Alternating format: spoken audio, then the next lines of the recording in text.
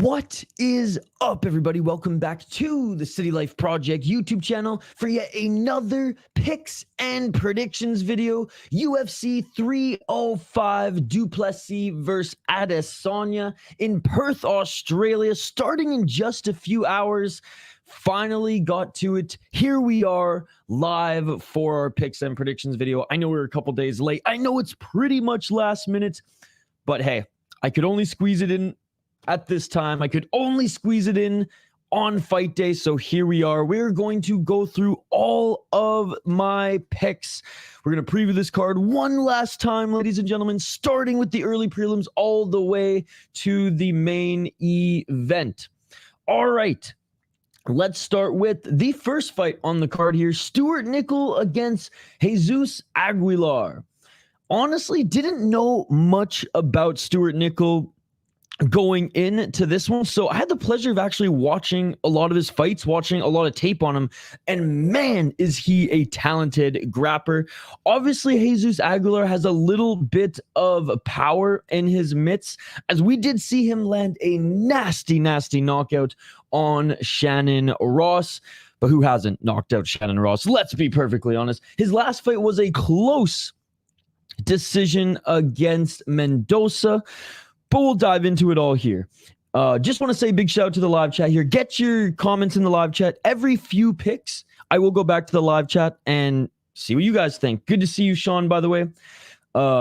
Thank you so much for hanging out. And for those who were here earlier, sorry, I was going to do this like 2 hours earlier. I woke up only to like a bunch of texts and messages from a new client of mine. And I needed to let them know that, like, look, Saturday's busy. I'll get all the stuff done. So anyways, my apologies for this being constantly pushed, but here we are. And like I said, I'll get back to your guys' comments here.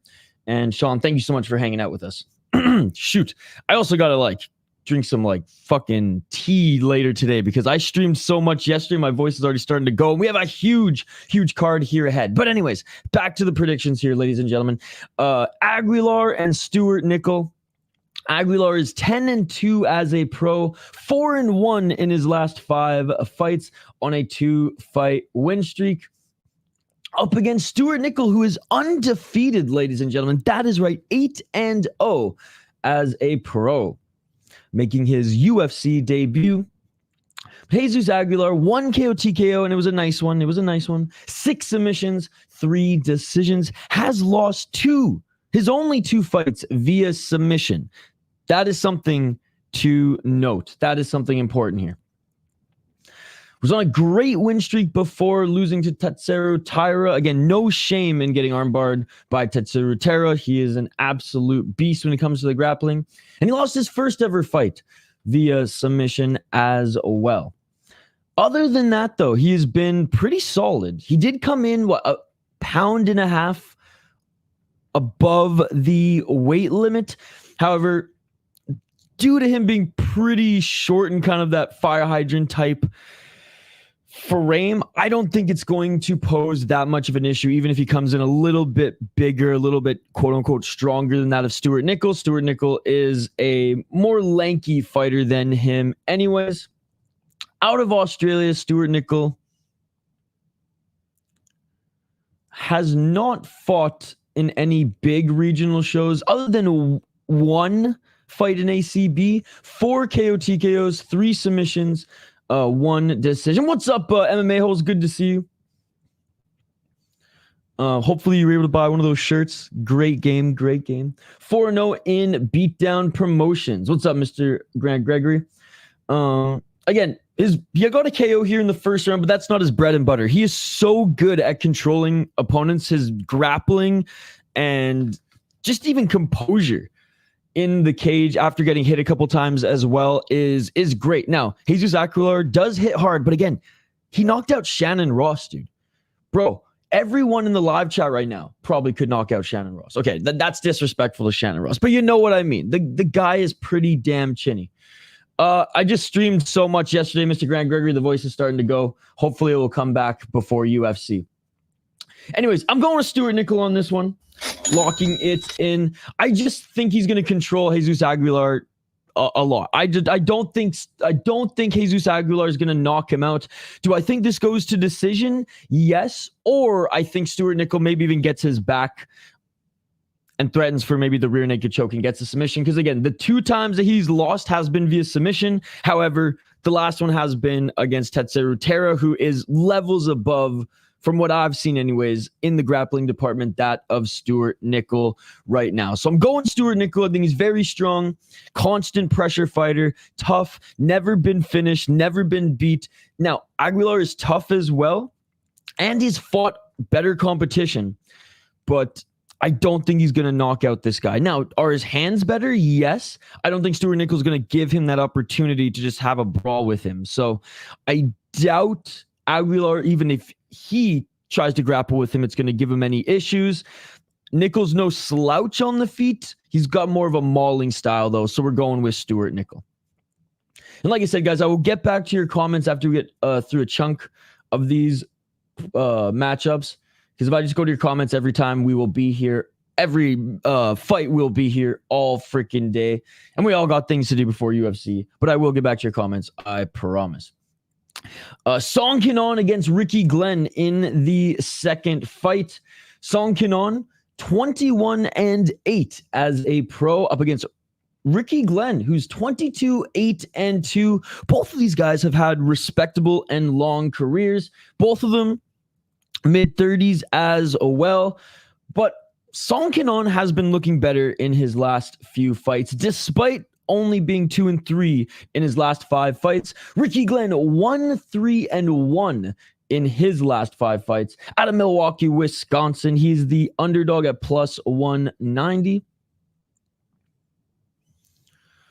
11 KO TKOs, 5 submissions, 6 decisions, 4-5-1 in the UFC, 4-1 in the old World Series of Fighting. Lost his last fight to Drew Dober. Before then to Christos Giagos, which not necessarily the best loss there. A draw against Grant Dawson. And he did beat Joaquim Silva, though. So, I mean, at the time, Joaquim Silva, 11-2. Not bad. Not bad. But he just hasn't been that consistent later in his career. And he's starting to get a little chinny.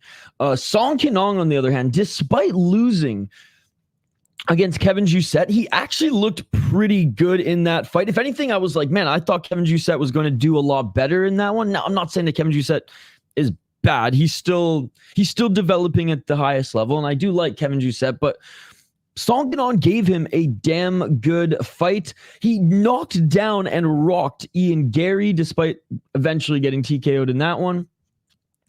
And yeah, the Max Griffin loss wasn't a good one. Let's be honest. Solid win against Ronaldo Bedoya, though. Bedoya, tough to knock out, tough to finish. But Song Kenan did a lot better against Bedoya than even I expected. But maybe Bedoya is just not as good as we all kind of thought. Because even in his last fight, going down to a weight class that better suits him, still didn't perform as well as I expected. 9 KO TKOs, 9 submissions. He's never been submitted. And 3 decisions, 5-4 in the UFC, 8-1 in Chinese Kung Fu Championships. What a league. What a league. What a league. Again, solid career, and it's crazy he's been in the UFC since 2017. Man, time flies. I'm going to Song Kenan. I don't think he's incredibly chinny. I just still think he's really good. Now, Song Kenan is not great. He's not great anywhere, but he's good everywhere. And at one point, you could say that Ricky Glenn was, maybe great in certain areas, but only good in other areas. Right now, he's in his decline. He's in his decline where Song Kenan is just still that same fighter that he's been throughout his career in the UFC. He's got good hands. He's got power, good performances, even in his recent losses, except against Max Griffin. I'll say that. Fought and looked decent against great competition. Like I said, the Ian Gary fight, he had Ian Gary on skates for a little bit. I think Ricky Glenn is just getting a little too slow. I don't think Ricky Glenn's going to submit Song Kenan. Song Kenan's well-rounded. Tough, still solid, nothing special, but a good fighter. So we're going with Song Kenan. All right, we'll get right back to your guys' comments after this matchup here. Tom Nolan versus Alex Reyes. Now, Alex Reyes, ladies and gentlemen, has only fought twice in 7+ years. Just let that sink in for a little bit. He fought 11 months ago, and before then, almost 7 years ago. So, like, pretty much 8 years at this point. He's only fought twice. Tom Nolan, young gun, ladies and gentlemen, 24 years of age. I mean, these are some boxing odds up in this motherfucker. Minus 1,100 favorite. I believe he started somewhere at like minus 1,400, if I'm not mistaken. Big Train, Tom Nolan, 7-1 as a pro. 4-1 in his last 5 fights. And he's a tall and lanky fighter as well. 5 KO TKO, 0 submissions, 2 decisions. His only loss has been via KO TKO. 1-1 in the UFC, 1-0 on Contender Series. 13-5 was the last guy he beat in Victor Martinez. Good bounce back from losing to Nicholas Mota. So Nicholas Mota, like, I actually had high hopes for Nicholas Mota coming into the UFC, and he did good in his first few fights, and then I mean, exposed might be a little too harsh, but didn't reach his ceiling, or maybe reached his ceiling in some fights, yet hung out in his basement in the floor of his development in other fights, right? Like, Nicholas Mota is kind of a weird one because he has all the talent in the world, but he's a little chinny in his own right, but does have that finishing ability. And unfortunately, Tom Nolan got caught in the crossfire there earlier this year, where I think a lot of us were picking Tom Nolan to win that fight. And we're like, oh shit, Mota still got a little some left in the tank there. Before then, beat Bogdan Grad on Contender Series. Great win for him there. Adam Cook on the... Well, by the way, whoever watched Eternal this morning, good on you. I was up till like past 1 a.m. watching Lux Fight League. So shout out to everyone who woke up at like 4 a.m. to watch Eternal. Speaking of Eternal, he got a great 7-1 win. Or he beat a 7-1 guy in Eternal. And the rest of the guys weren't necessarily the best competition. But again, I always say this. I'm not going to judge a guy or rip on a guy who is under 5 professional fights or around 5 professional fights, taking guys with, you know, records that aren't necessarily the best. You're going to take whoever you can get at that point at the pro level. And the fact that he even squeezed in a 2-0 guy when he was 2-0, a 7-1 guy when he was 3-0, I like that. I like that. And on the regional or on the amateur scene, he did go 6-1. Looking at his opponent, Alex Reyes, 13-4 as a pro. Huge underdog here, 37 years of age. What's up, TRPZ? We'll get to your guys' comments here in a sec. 9 KO TKO, 4 submission, 0 decision. So that's the one thing I will say. Alex Reyes, you've never won a fight via decision, which I do like to see. You finished every single one of your opponents and every single one of your wins, but man, he just has not fought in so long, and he's just hasn't been consistent. 0-2 in the UFC, 4-0 in freaking King of Cage, bro. When he was active, he was fighting a freaking King of Cage.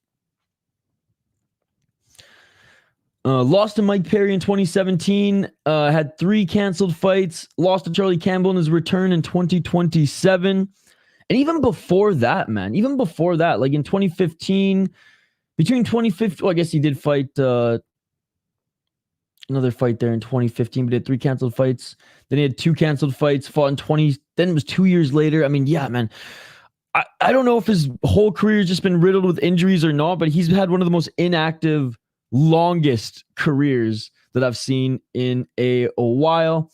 Yeah, I mean, I'm going with Tom Nolan on this one. He's the young gun. He's fresh. He's been active. I mean, if this was 5 years ago, shoot, if this was even 7 years ago, like, I'd probably be more inclined to pick Alex Reyes. But unfortunately, Father Time is undefeated. He was dangerous, but, you know, Tom Nolan has all the skills right now and just constantly getting better and better. So I'm going with Tom Nolan. Surprise, surprise. Reyes, inactive, has faced a lot of injuries throughout his career, has faced a lot of injuries in the last few years. Honestly, losing to Mota, like I said, with Tom Nolan is not the best look, given how Mota just hasn't been the guy that we thought he would be coming into the UFC. But Tom Nolan is a rangy fighter, has some good finishes. Last 3 wins have been first round finishes. And yeah, I do think he's going to finish Alex Reyes. All right, let's get to the comments here, guys. Let's get to some of your comments here. I'm not neglecting the chat. It's a big card, so I want to get through chunk by chunk, and then we'll get back to your comments and see where you guys are landing on some of these picks as well. Jesus the Underdog, MMA host, thank you so much, Moss and the crew, for hanging out with us. Going for Nicoll, lock it in. What's up? That's gambling, baby. Good to see you.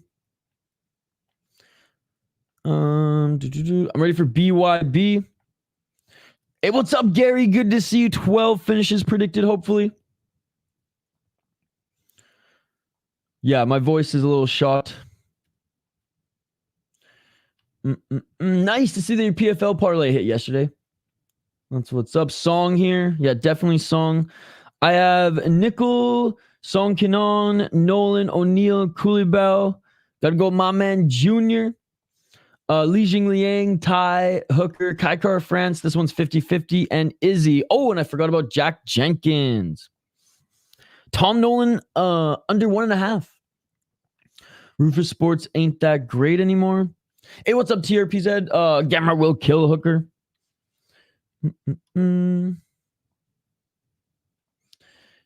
Dude's nickname should be canceled. I don't know if he was canceled. Oh, because of his canceled fights? Yeah.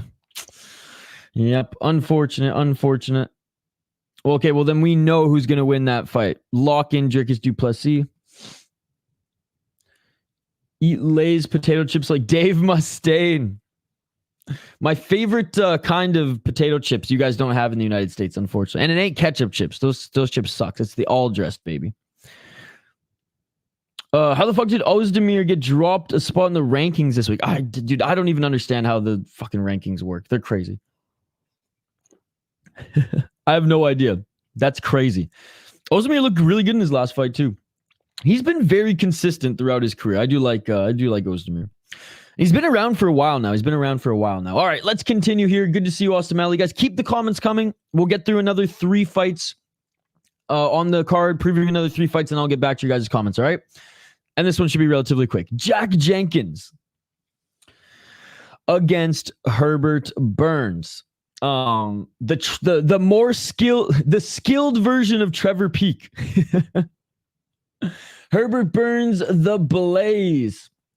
11-5 as a pro. He is 2-3 in his last 5 fights on a 3-fight losing streak. Daniel Pineda TKO'd him. Bill Algeo TKO'd him. Julio Arce TKO'd him. Like, bruh. Emotional damage. Plus 410. He's the big underdog for a reason. He just hasn't been that good. He's bringing dishonor to that Burns name, ladies and gentlemen. 1 KO, TKO, 8 submissions. Now, he's never been submitted. I'll give him that. 2 decisions. 5-2 in 1 championship. He did have a good career in 1 championship back when their MMA was buzzing. So, again, a notable, when he was a free agent, a notable signing for the UFC, especially having that Burns name. And coming in through Contender Series, getting a win, but just has not been able to put it together at the UFC level. Herbert's the Brodie James of the UFC. And after Daniel Pineda had 3 canceled fights as well before he fought Bill Algeo and lost. Again, came into the UFC looking okay. I mean, I cannot believe he beat Nate the Train.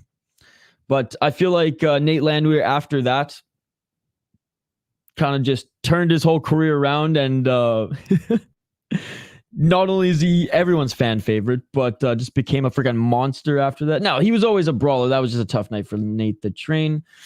Had a few fights in Titan FC actually before making the direct jump to the UFC after Contender Series, but yeah, more of a guy who can use his range, use his lankiness, use his knees and elbows in the tie clinch, and then just a straight jiu-jitsu guy. I mean, that's pretty much Herbert Burns. There's not much else to his game. His gas tank isn't very good. His cardio is suspect, and he just tends to, I mean, I don't want to be disrespectful and say like give up, but he doesn't dig deep. Now, people are probably going to say, well, Jack Jenkins gave up in his last fight. Bro dislocated his elbow. I mean, yeah, he had a verbal tap there, so technically I guess he gave up too, but he didn't give up because he's just gassed and then kind of just stop trying to win a fight without any dislocated limbs or bones, ladies and gentlemen. But Jack Jenkins, prior to that, was on a good win streak, 12-3 as a pro. 5 KO TKOs, 3 submissions, 4 decisions, 2-1 in the UFC, 1-0 off Contender Series. And again, I really think he was on his way to beating Chepe Mariscal before that injury. Got slammed to the, or they both went to the ground, got slammed to the ground, and yeah, elbow landed. And I don't know if the elbow landed straight on the mat or was like some funky position, but yeah, that was tough to watch. Before then, was on a crazy win streak between 2019 and 2023. Had not lost. 2, 4, 6, 8, 9 fight win streak.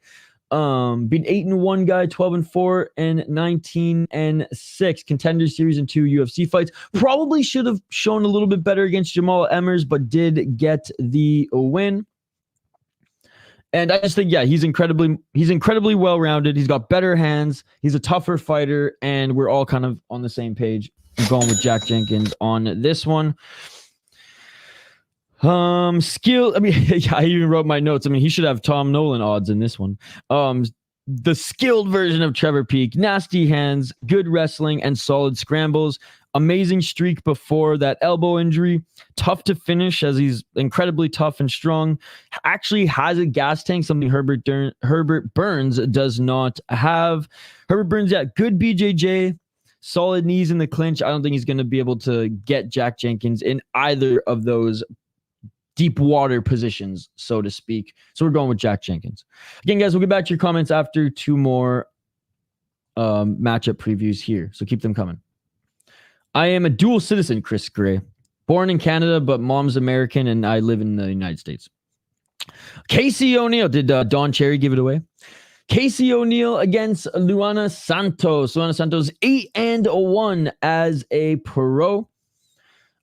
She is on a pretty damn good win streak here as well. 5-0 in her last 5 fights. 24 years of age, out of Brazil. Casey O'Neill 9-2 as a pro on a 2-fight losing streak right now. Losing to Jennifer Maia. No shame in that. Jennifer Maia still legit. Got a great win actually on Invicta recently. And Ariana Lipski, which Lipski has like really good performances and not so good performances. Yo, what's up, HM? What's up, Ready Samadi? We'll get back to you guys' comments here in a sec. The Scottish Australian Casey O'Neill has good boxing, light on her feet, doesn't necessarily have much power. I mean, Luana Santos, I don't know if she's got much power either, but she has been dropping girls in her last few fights. 10th Planet and Extreme Couture are the gyms that she trains out of. 3 KO TKO, 2 submissions, 4 decisions, 4-2 in the UFC, and was undefeated in Eternal. But again, yeah, lost to Lipski, lost to Jennifer Maia in her last 2 fights. Split decision win against Roxanne Modafferi, which I don't know, man. That one, like, you go to split decision against Roxanne Modafferi, especially in Modafferi's last fight. I mean, you got to do better in that one. Anthony Shevchenko, decent win. 7-1 gal here. Don't know much about here, but whatever. 7-1, so I'll say that's a good win. Shannon Dobson. And, oh, yeah, I forgot she did one fight in UAE Warriors as well. Dude, Chris Gray, yes, he is a legend. Big hockey fan myself. Big hockey fan. Luana Santos. Like I said, 8-1 as a pro. Still super young, 24 years of age, and quick turnaround here, man. This is a quicker turnaround than the friggin' PFL fighters that she fought literally 4 weeks ago. Didn't take any damage in that last fight though. 1 KO TKO, 4 submission, 3 decisions, 3-0 in the UFC, 2-1 in LFA. Again, great win against Agapova, but Agapova, let's be honest, not that great of a fighter. And though she was fighting for her career, fighting for her contract extension in this one, or to stay in the UFC, she just didn't have a good performance. And I said going into that one, like, Luana Santos dropped Edgar at one point, or at least rocked Edgar at one point, and dropped Juliana Miller when she fought her as well with that overhand right. So for a little girl, she does pack a punch, right? She does pack a punch, but going up against Juliana Miller and Stephanie Edgar and Agapova, like, those are very hittable opponents with, I guess, suspect chins at this point. But I will say, like, for a little girl, for a little gal, a little woman, I should say, she does hit relatively hard. But is her boxing at the same level as Casey O'Neill? Overall, I don't think so. I think Casey O'Neill's boxing is a little bit more crisp and clean. But Luana Santos does have better jiu-jitsu. So honestly, like, this isn't a bad... this isn't a bad matchup. This isn't a bad matchup in this division. Only one loss as a pro and went 3-0 as an amateur. And what is interesting and good about Santos is she developed mostly a good chunk of her early pro career was in North America. She did have 3 fights in LFA. Yeah, she had 3 fights in SFT before that, but 3 fights in LFA before coming into the UFC, and 3 wins against, well, LFA level competition in the UFC. Not bad, not bad. Both of them are still relatively young, 26 against 24. I actually have been going back and forth with this one all week because of just those overhand rights that she's been landing and then being able to follow her opponents to the ground and utilizing her grappling. I was leaning Santos for most of the week, but just going back and watching just straight up striking and Casey O'Neill not allowing girls just to straight up take her down with body lock takedowns or double or single legs, which is something that I don't think Santos is going to do unless she hurts her. I think I'm going to pick Casey O'Neill. I think she's going to win by decision. I think she's just going to, quite frankly, outbox Luana Santos. Now, will Santos maybe take her to the ground and engage in a scramble, or maybe even push her up against the cage, underhooks, rip her to the ground? Maybe, but I do think Casey O'Neill will get back up to her feet, and maybe Santos wins a round, but I think Casey O'Neill will outbox her in this one. But again, I was going back and forth, and this one, funny enough, this is one of the picks where I was like, I'm actually kind of stuck on this one. So I am going Casey O'Neill, though I think Santos does have actually like decent power for a 125er. The girls that she was knocking down and rocking weren't necessarily the best. I do think Casey O'Neill, like I said, has better hands and technical hands overall. Santos does have great Santos does have great grappling. And Santos fought only 4 weeks ago, right? That is something to note. Yeah, last 3 opponents were meh. Yeah, this one was tough to pick, but we're going with the underdog here, Casey O'Neill. All right, last one here, then I'll get back to your guys' comments. I see the comments coming in. I am going to get to all of them. Like I said, I can't just get to the comments. I can't go back to the comments after every matchup here. We'll be here all day. So I do them by like 3s. So I'll get back to your guys' comments right after this one. Thank you so much. All right. Ricardo Ramos against Josh Culibao. A lot of people are super high on Ricardo Ramos here. And I get it. Like, he's got the skills, man. And Josh Culibao's like good everywhere, but not great, sort of thing. Like, for some reason, I think of like John Castaneda. Good fighter everywhere, but not great. Doesn't even look bad in some of his losses, but doesn't look amazing in his wins. That's kind of how I feel about Josh Culibao. He did lose his last 2 fights. Split decision against Danny Silva. And yeah, Lerone Murphy kind of dominated him in this one, but Lerone Murphy couldn't finish him. 3-2 in his last 5 fights, 11-3-1 as a pro, 30 years of age, and he's the slight favorite. Okay. Ricardo Ramos, 16-6 as a pro, 2-3 in his last 5 fights on a 2-fight losing streak. Lost to Rosa and lost to Charles Jourdain.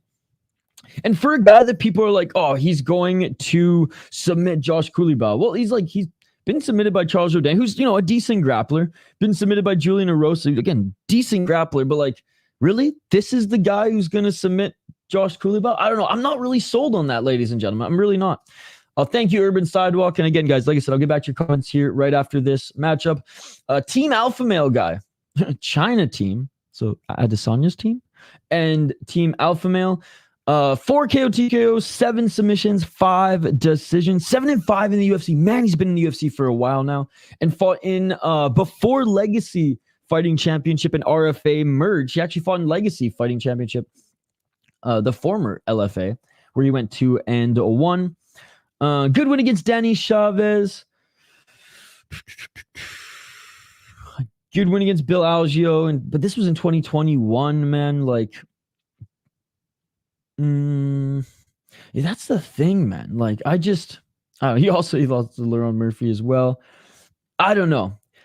I just feel like his glaring mistakes are a little bit more glaring than Josh Culibao. Does he have the talent and the ability to beat a Josh Culibao? Yes, because when he's on, his striking is actually pretty good, and when he's on, his grappling is really good. But just again, his last 2 performances, I've just been like, I don't know, man. I just don't see it. Whereas Josh Culibao, in his last performance, I thought he actually had a pretty damn good fight. Lerone Murphy, not so much. But then was on a 3-fight win streak before then, where I know split decision against Sungwoo Choi. He won a little bit better than that, but he still beat him there. And I did like these other 2 wins. I'm not going to lie.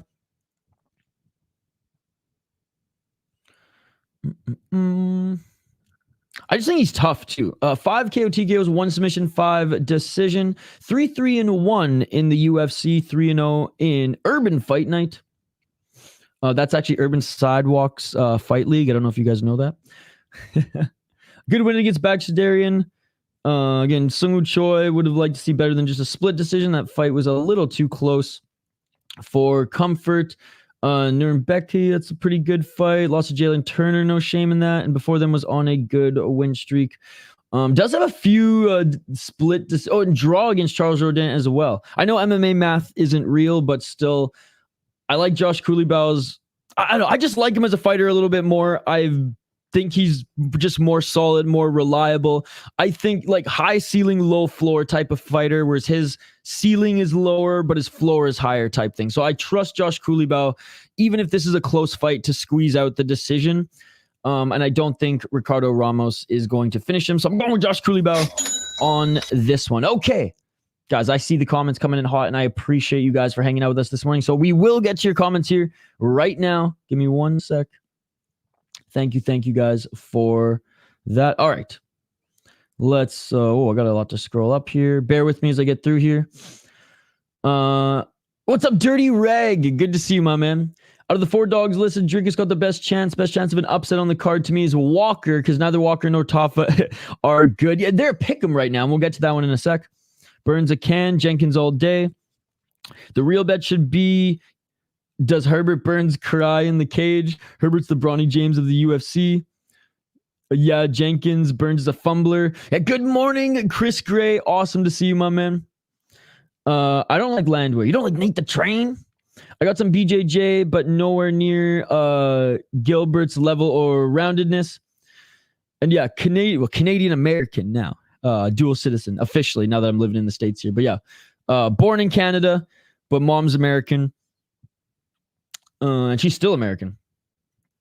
Run to Taco Bell and get a brisk mango tea. I have some tea here. I got some. Well, I'm gonna make some like lemon, turmeric, some rather, so my voice is good for UFC. HM, good to see you. Sorry I missed you earlier today. I had like some work emergency that I had to deal with. Woke up to like texts, missed calls, and whatever from a client on a Saturday, even though I tell them Saturday is my MMA day. What's up, Ready Sam Eddie? No, everyone is going Santos, but Casey could upset even if Santos at 24 has more potential. She was a champ in Eternal, but her dad owns Eternal, so you know she's going to get favoritism there and good matchups. Yeah, Casey O'Neill. But yeah, so yeah, Chris Gray, we talked about it a little bit. I also have a Pavel Bure bobblehead and a Todd Bertuzzi Canucks bobblehead as well. I think this is a spot where Santos wins, but Casey could make things hairy. I have a pretty good record of backing both fighters, so I don't want to count Casey all the way out. Yeah, I was going back and forth with this one too, Dirty Reg, like I said. My favorite person from Canada is a crack-smoking politician. Oh, rest in peace, Rob Ford. I got plenty to eat at home. If you know, you know. Luana wants off that rookie contract. Yeah, rest in peace, Rob Ford. She's not a fraud, but someone will fraud check her soon, if not Casey. Finishing your first contract in a year is smart as hell. That is true. So that's why she's fighting again 4 weeks later. That is true. That is a good call. The first 4 fights you can keep tonight. The last 8 are bangers. Santos gonna get me that money.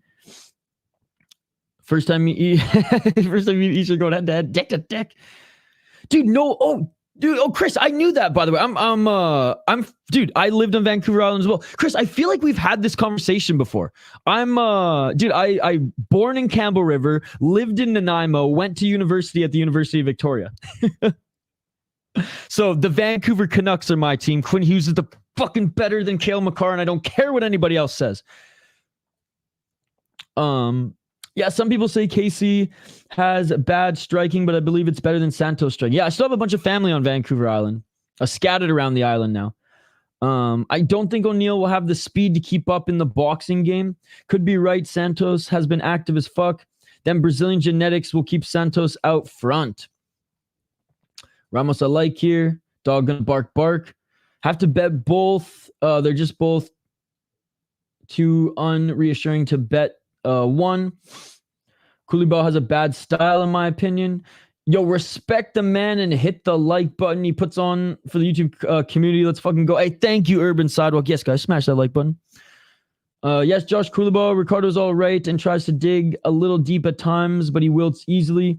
He could have easily won his last 2 fights, but he just fades and doesn't stick to what works.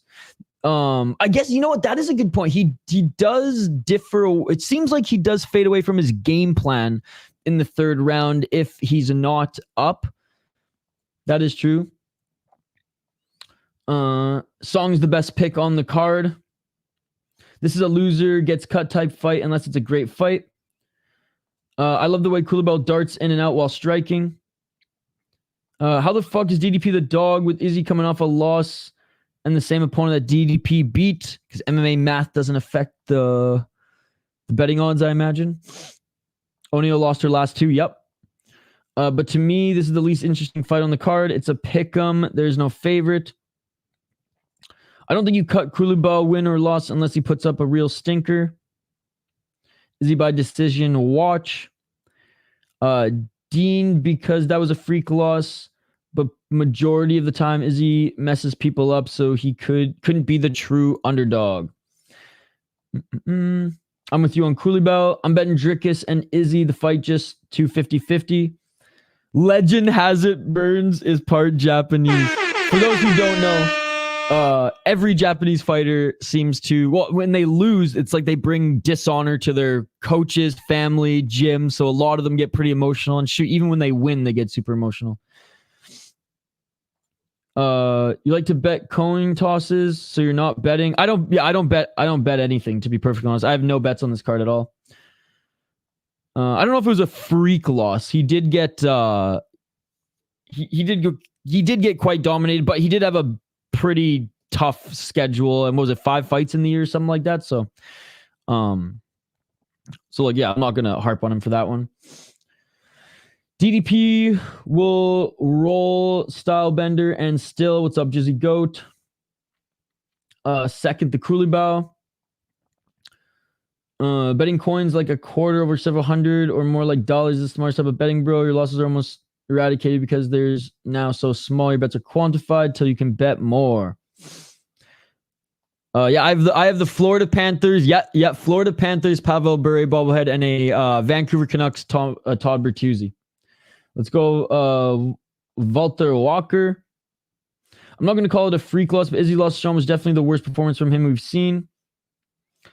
But you got to do parlay. That's where the real money is. Dude, Activate A is like the king of the live bets, man. I guess UL was worse, but that was more because UL didn't want to scrap. It's not 50-50 to me. I got Izzy more like 65-35. Dricus on Izzy could upset, so got to bet both. Yeah, Tapology, I don't, the percentage for Tapology doesn't mean a thing to me either. Hey, what's up, Lord of the Pies? Do you think adding Tafa's on the Australian cards is filler? That guy's 5-2 on a pay-per-view. That's crazy, and there aren't Bo Nicoll prospects. Well, he's not on the pay-per-view. He's on the prelims, right? And yeah, they're definitely gonna add him whenever they're in Australia. But also, Lord of the Pies, like the heavyweight division in the UFC is awful. Like Tafa, despite him being 5-2, is, and I hate to say this, as good as some of these awful heavyweights in the UFC division. So like, I don't think he's better or worse than a lot of the heavyweights outside of the top 5, to be perfectly honest. I'm not doing beer bets. Well, Shane, I haven't been able to do beer bets with Shane in a while because UFC's been blacked out in British Columbia, unfortunately. Suppose okay, not great. Other, yeah, both of them are really good kickboxers. Not necessarily the best MMA fighters. But again, Lord of the Pies, I think the heavyweight division in the UFC is disgusting and absolutely embarrassing to the sport of mixed martial arts when you have other leagues having better heavyweight divisions, or at least more entertaining heavyweight divisions. Guys who, I don't know, who actually want to fight. Now, again, the top of the UFC heavyweight division, great, like I said. But overall, it's an absolute joke. I don't see, and good to see you, by the way, Lord of the Pies. I don't see Izzy and Dricus as 50-50 if I didn't. I wouldn't bet it. I see Izzy styling him. So I'm placing the bet. Yeah, I'm probably not going to get to it, to be perfectly honest, man. I got to take care of my voice and just kind of get everything ready. What the fuck? It's so random and hilarious, man. Yeah, we probably have talked about this before in another chat room, I feel like, but I'm also born in Campbell River and living in Nanaimo right now. No way, dude. That's awesome. Yeah, and I lived in Courtenay for a little bit. Actually, right on the border of Courtenay and Comox, right near, I forget the beach name.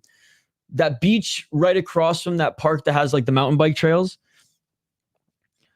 Small ass world. Yeah, man, that's awesome. Our boy Do4 lost yesterday, but he'll come back. Money combos, Steve, Roz, DDP, and Gamrot. Let's go, Drizzy, go. I mean, Crazy Styles, Stifles, some other fighters, yep. Yeah, the heavyweights are mid. My only worry is judging the championship fight. I can see the judges screwing it up. That's the thing. I agree on the heavyweight quality, which sucks, Lord of the Pies, because we grew up in an era where, like, maybe not even in the UFC at times, but just the heavyweights overall, especially in Pride FC, was like the cream of the crop in mixed martial arts. And shoot, even in Strikeforce. Sounds good, Dirty Reg. Sounds good. Heavyweight worldwide is a mess. I actually think heavyweights in general are filler, yep.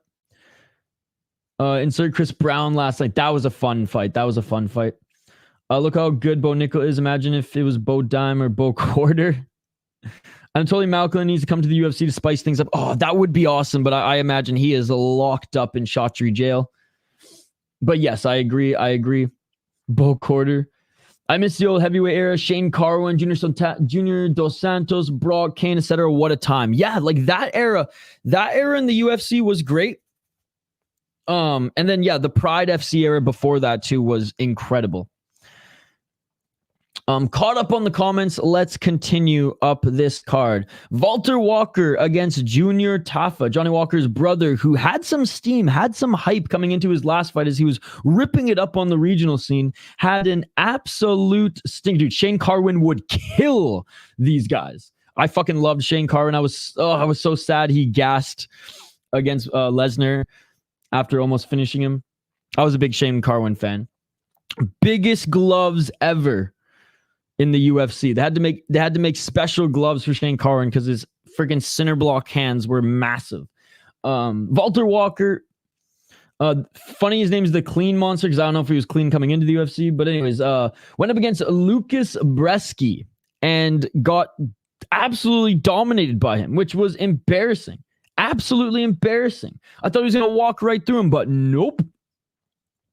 Absolutely insane. Going up against Junior Tafa, though, who is a lot shorter and honestly probably should be a light heavyweight, yet is a heavyweight, so it is what it is. Kickboxer turned MMA fighter who did good on the regional scene, but just has not, again, in his UFC appearance anyways, did not look good. However, he was undefeated coming into the UFC, but the fact that this is a pick'em shows how little confidence a lot of people have in Valter Walker. 26 years of age, 6 KO TKO, 1 submission, 4 decisions, 6-0 in MMA series. Has some decent wins on the regional scene. He beat a guy, where is he? Ruslan Medridov. This guy fought actually in ACA yesterday and looked pretty good. So that was actually a pretty good win there.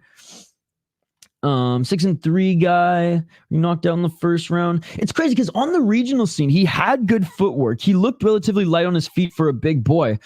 but then he just looks so bad against Bresky. So again, did crush some cans on the regional scene, but beat guys with decent records as well. And like I said, was on a crazy good win streak. Definitely more of a striker than a grappler, but has a little bit of wrestling, has a little bit of grappling in his arsenal. And if he uses that, then we know how this fight is going to end. If he just wants to make this a striking match, I don't care if he's got the range. I don't care if he's got the height, 6'6" up against a 6'3" guy. Junior Tafa, he's like a wish Mark Hunt, just like his brother. It only takes one shot from a Tafa brother to knock you out or send you to the ground. And his last fight against Marcos Rodrigo de Lima, he did take that fight on short notice, if I'm not mistaken. Was able to get back to his feet at times, and it was pretty much the leg kicks that destroyed him. Beat Parker Porter KO TKO, and Mohammed Usman, again, who has way more, in my opinion, a way better wrestling / grappling background. Yes, he dominated Tafa, but I don't think Valter Walker is going to dominate Tafa in the wrestling, in the grappling as much as Mo Usman did. Now, is he still going to be able to use that if he wants to negate the strikes of Junior Tafa? Absolutely. But this is one of those who I think like the first punch, the first crazy punch that lands is going to end the fight sort of thing. Junior Tafa, again, pretty good kickboxer, but just has not been tested at the highest level yet, despite being kind of rushed into the UFC. Still relatively young, though, 27 years of age. 5 KO, TKO, 0 submissions, 0 decisions. 1-2 in the UFC, 1-0 in Horizon. And again, his best win was Sudario, which honestly, not a bad win at all. Sudario is actually pretty good in Ryzen. He's one of their better heavyweights. And then Parker Porter, which again, a guy who, nothing special, but at least has experience in the heavyweight division.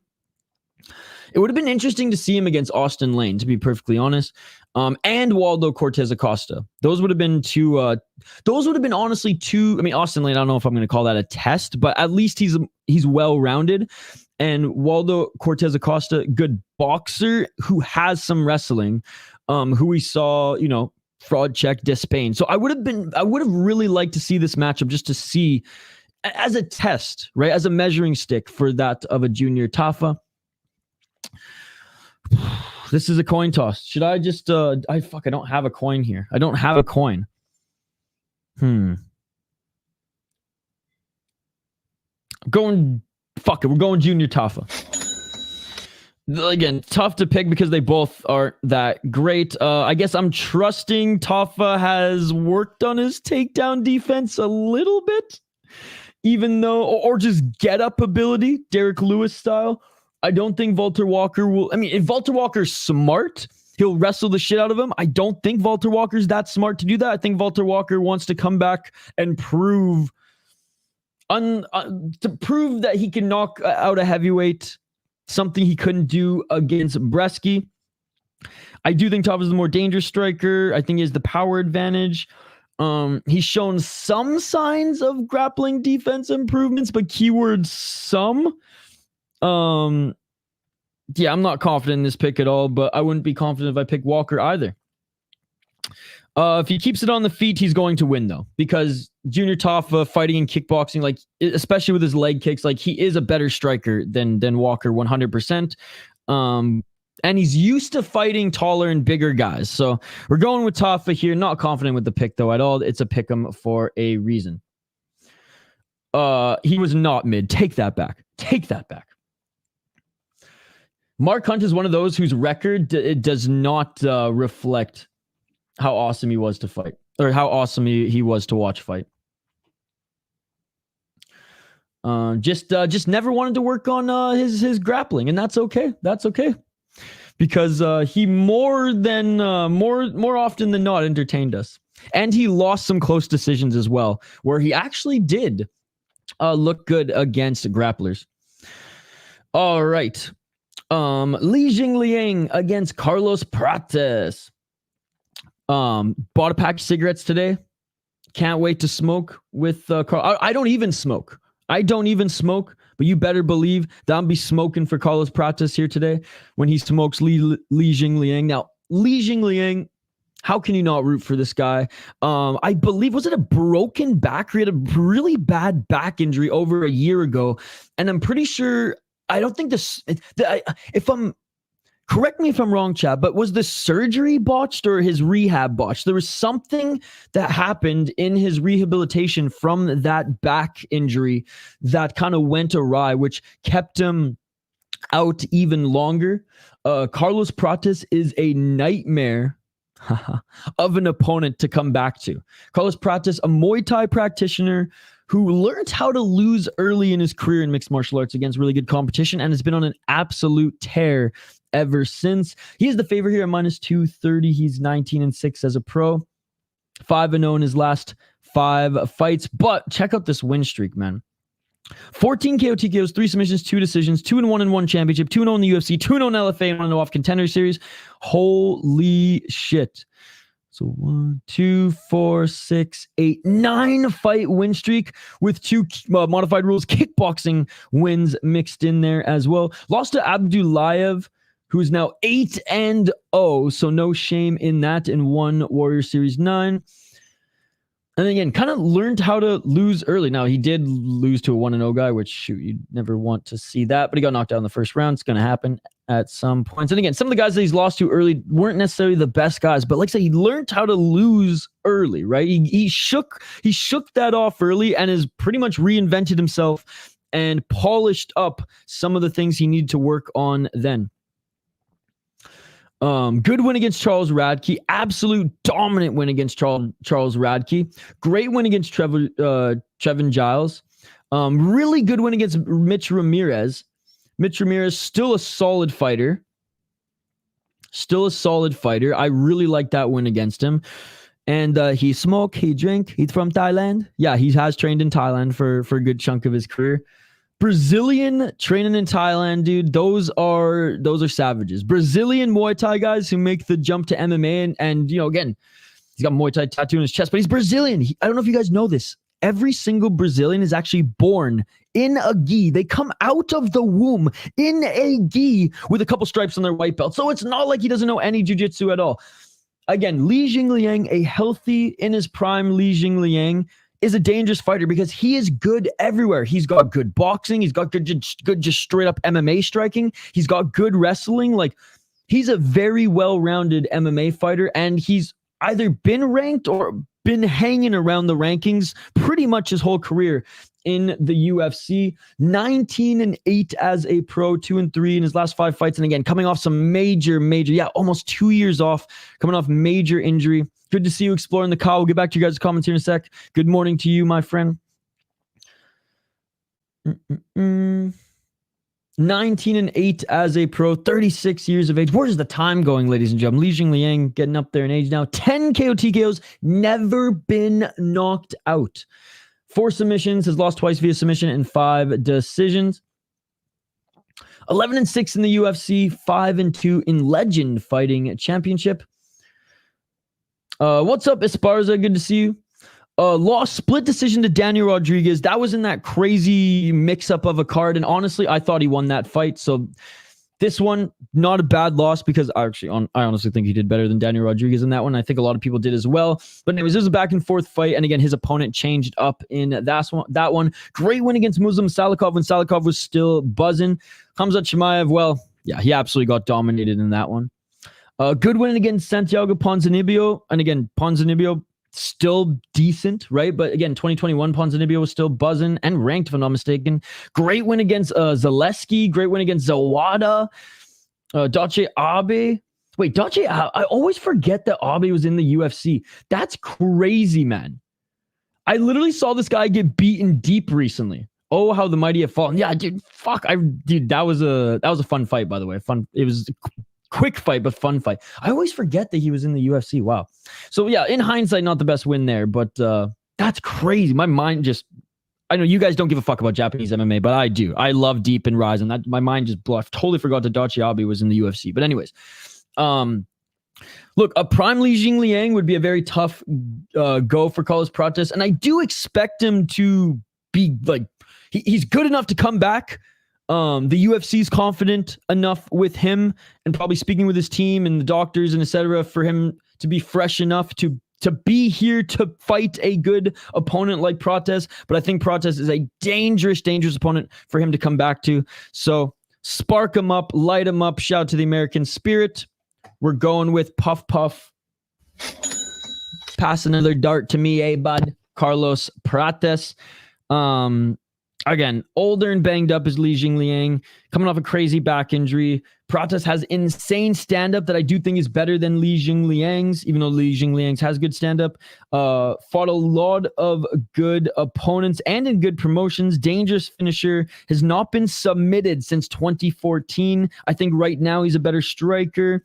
Jingliang is good everywhere, but the new blood is good, ladies and gentlemen. Both of them are tough, though, so assuming like we don't see a lot of immobility due to that back injury compared to how good he moved in the past, this should be a really good scrap.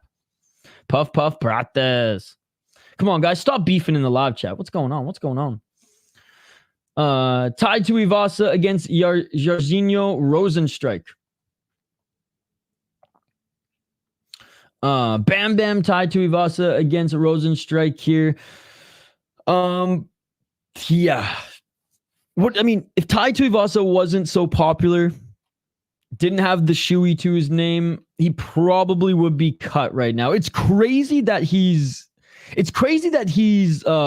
still ranked. That just shows how bad the heavyweight division is in the UFC.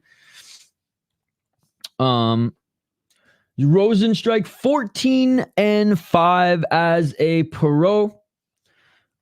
He is 2-3 in his last 5 fights. 36 years of age. Former kickboxer.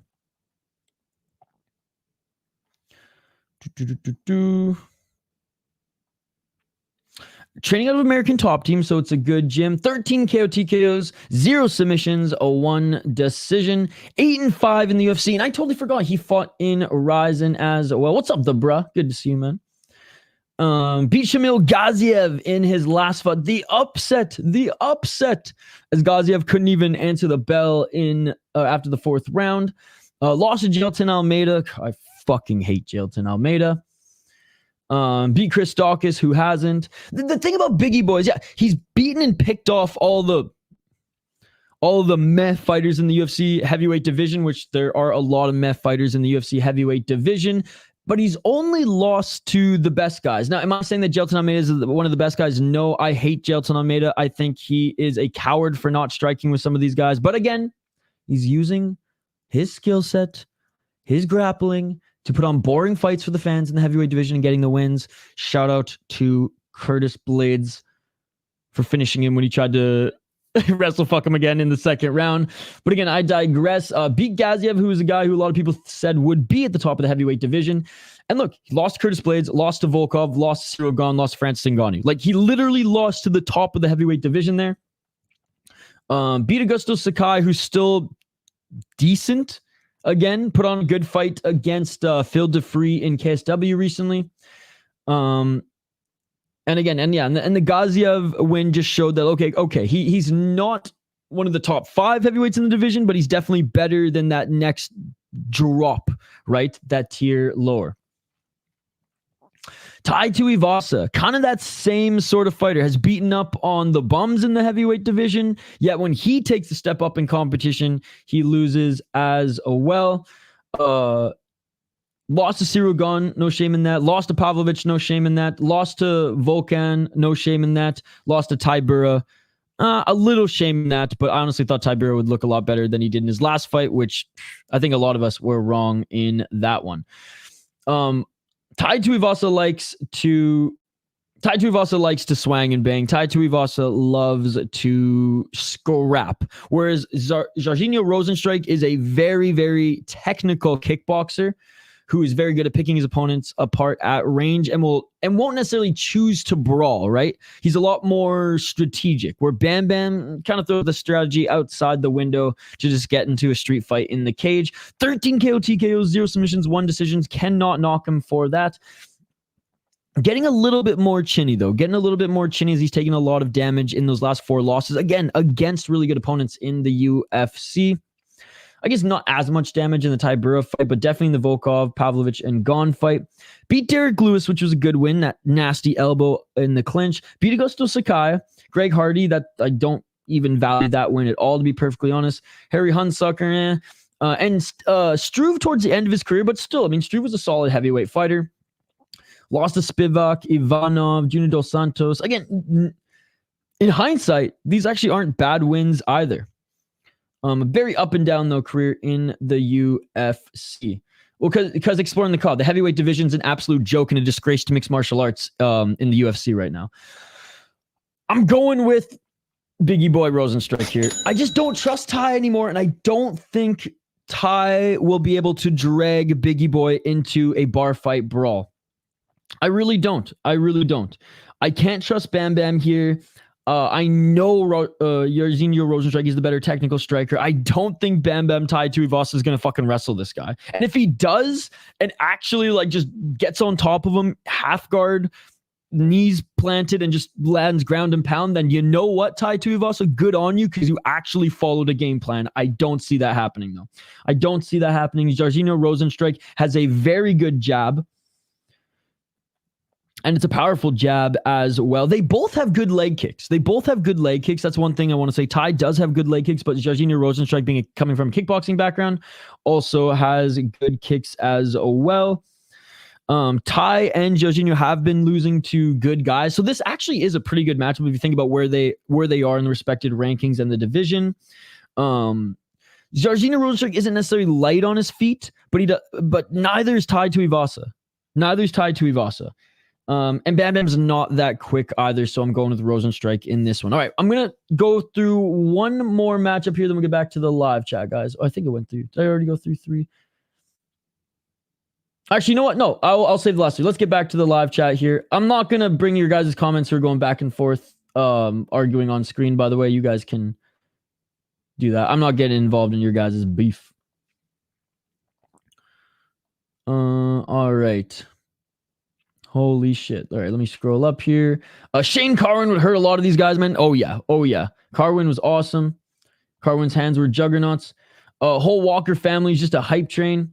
Battle of the Cans, but can't bet on Laffy Taffy Tafa. Give me Valter. Main reason heavyweight fell off is testing. We need KSW. We need KSW and ACA testing back. This shit should be second or third fight. Tafas are light heavies with a gut. Junior's a light heavy. Justin's a heavyweight. Justin's bigger, yeah. UFC turning into boxing with this hometown fighter high on the card that doesn't deserve it. Tag team Tafas versus Walkers. Who you got? Honestly, probably the Tafas. They got better chins. Love Mark Hunt. He's honestly one of my favorite fighters of all time. Made worse by matchups like Khalil and Alex, only booked because it should be exciting, not because it's deserved. If Valter comes in and upsets men, because that's what his stats show, that his last loss to Brewski was a freak incident, but we'll see if he goes back to winning or if he falters now at this level.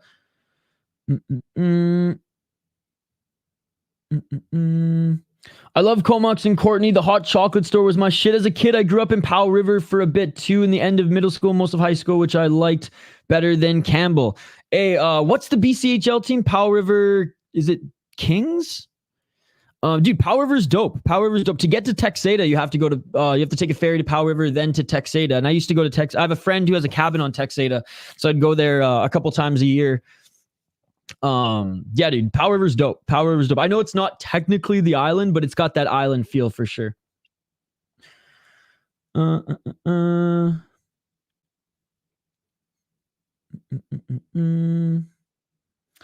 getting a title shot off a late notice Anthony Smith is absurd and pissing hot.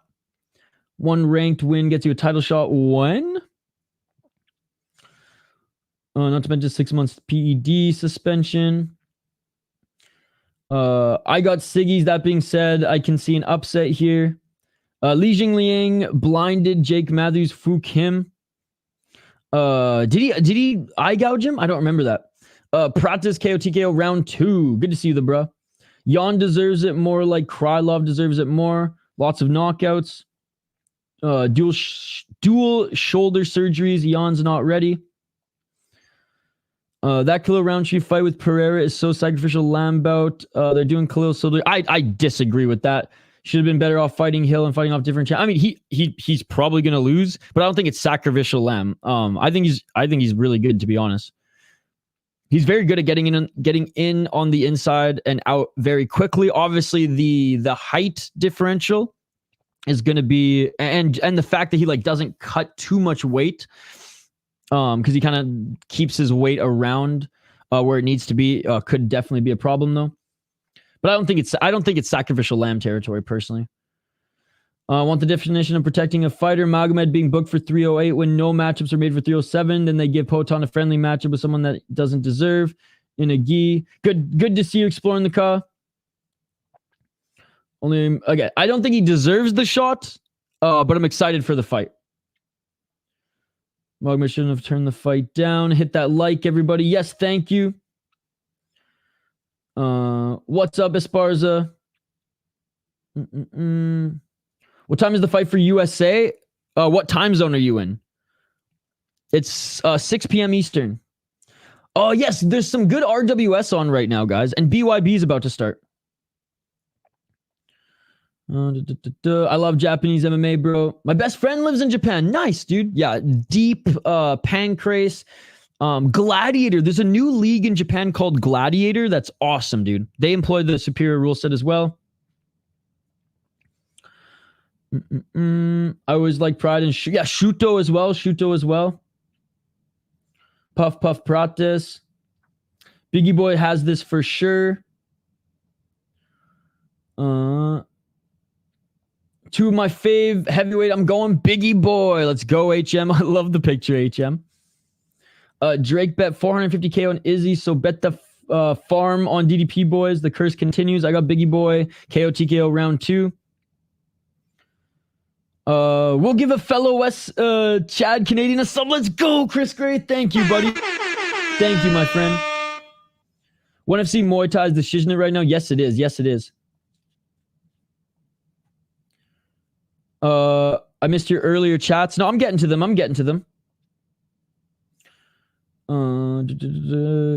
Gaslasiev. Is he going to lose tonight? Out of Gassiev. But he may light Dricus up like an old Christmas tree if Dricus decides to walk forward. But if he can cut Izzy off and get his hands on him, I feel like he can bully Izzy. Big shout out to Exploring the Call, by the way. He used to be a professional Muay Thai fighter. And I'm gonna interview you eventually. I promise. You and Irish Goat, 2 former Muay Thai and professional fighters, and I know you guys got stories for days. By the way, Exploring the COD just interviewed on his channel Ninja, by the way. Shogun Hua's brother. Go check it out, guys. I've noticed Izzy put on some muscle instead of having the one weed titty. All you motherfuckers on steroids. Biggie Boy by way of being selective and smarter. In 2016, I think even more of them were on steroids. USADA had barely been in.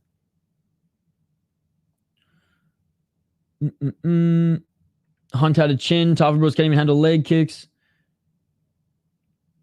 Biggie Boy's gonna sniper Ty.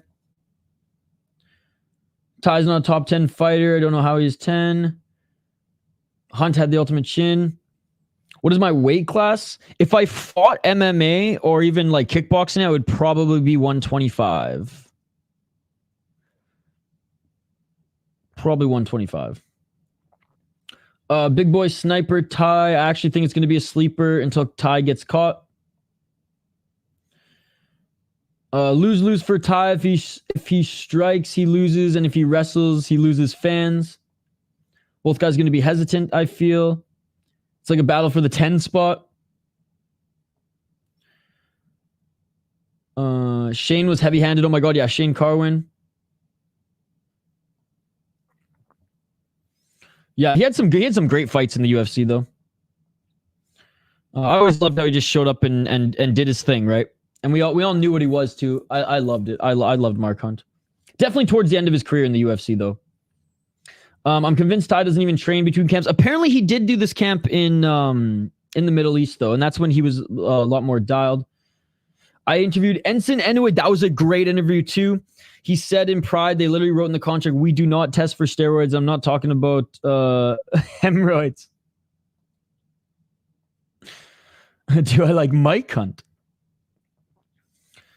Mark is an amazing guy. Met him and he's classy and cool. Holy shit, the chat's backlog if that just showed up. Yeah, it is backlog because we got a freaking civil war going on in the live chat right now. Tafa bros, we lucky to extend to the UFC.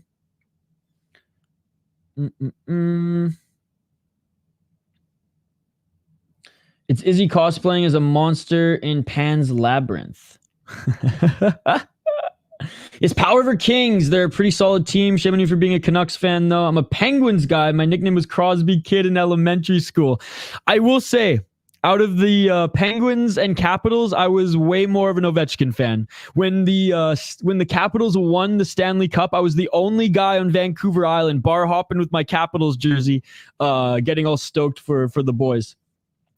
But no, man, Canucks are Pavel Bure is one of my favorite players of all time. Love the Sedin brothers. Loved Kevin Bieksa in his prime, and I love Quinn Hughes right now. My buddy actually played for the Powell River Kings. He went undrafted, but he played on the U18 team for Canada, the Helinka Gretzky. He's played 2 seasons in the AHL, and actually went over to the Swiss A League and ripped it up this year. He had like 56 points in 42 games.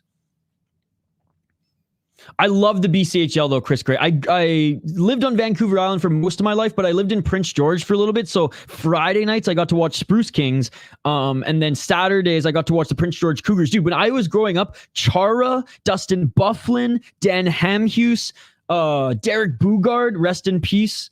They were all on the team, dude. It was insane.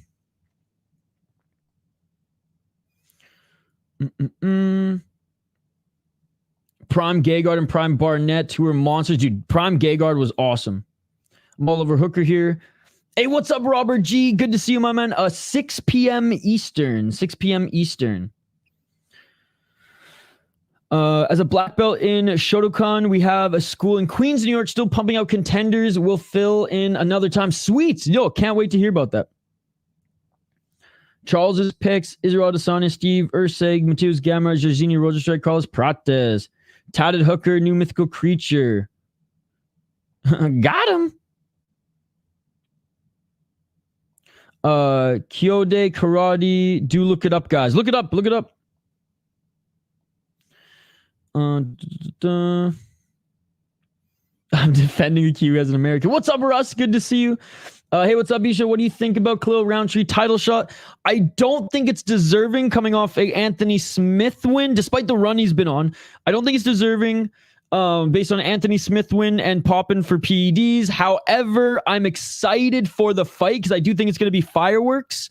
I do think Ankalaev obviously is the deserving guy, but he already signed onto a fight at UFC 308, so it is what it is.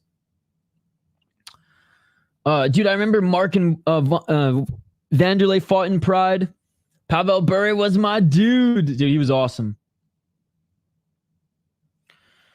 I liked a lot of those dudes from those eras in different teams. Best era in my opinion. Yup.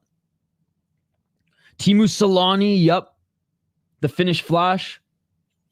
Dude, Alexander Mogilny, man. I don't know if you guys know the story of Alexander Mogilny. He was literally...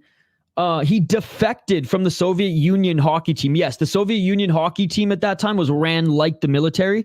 And he defected. And actually, upon being drafted by the Buffalo Sabres, they helped him escape to Sweden and then got him over to the United States. It's wild. Hello, hello. What's up, GQ BBQ?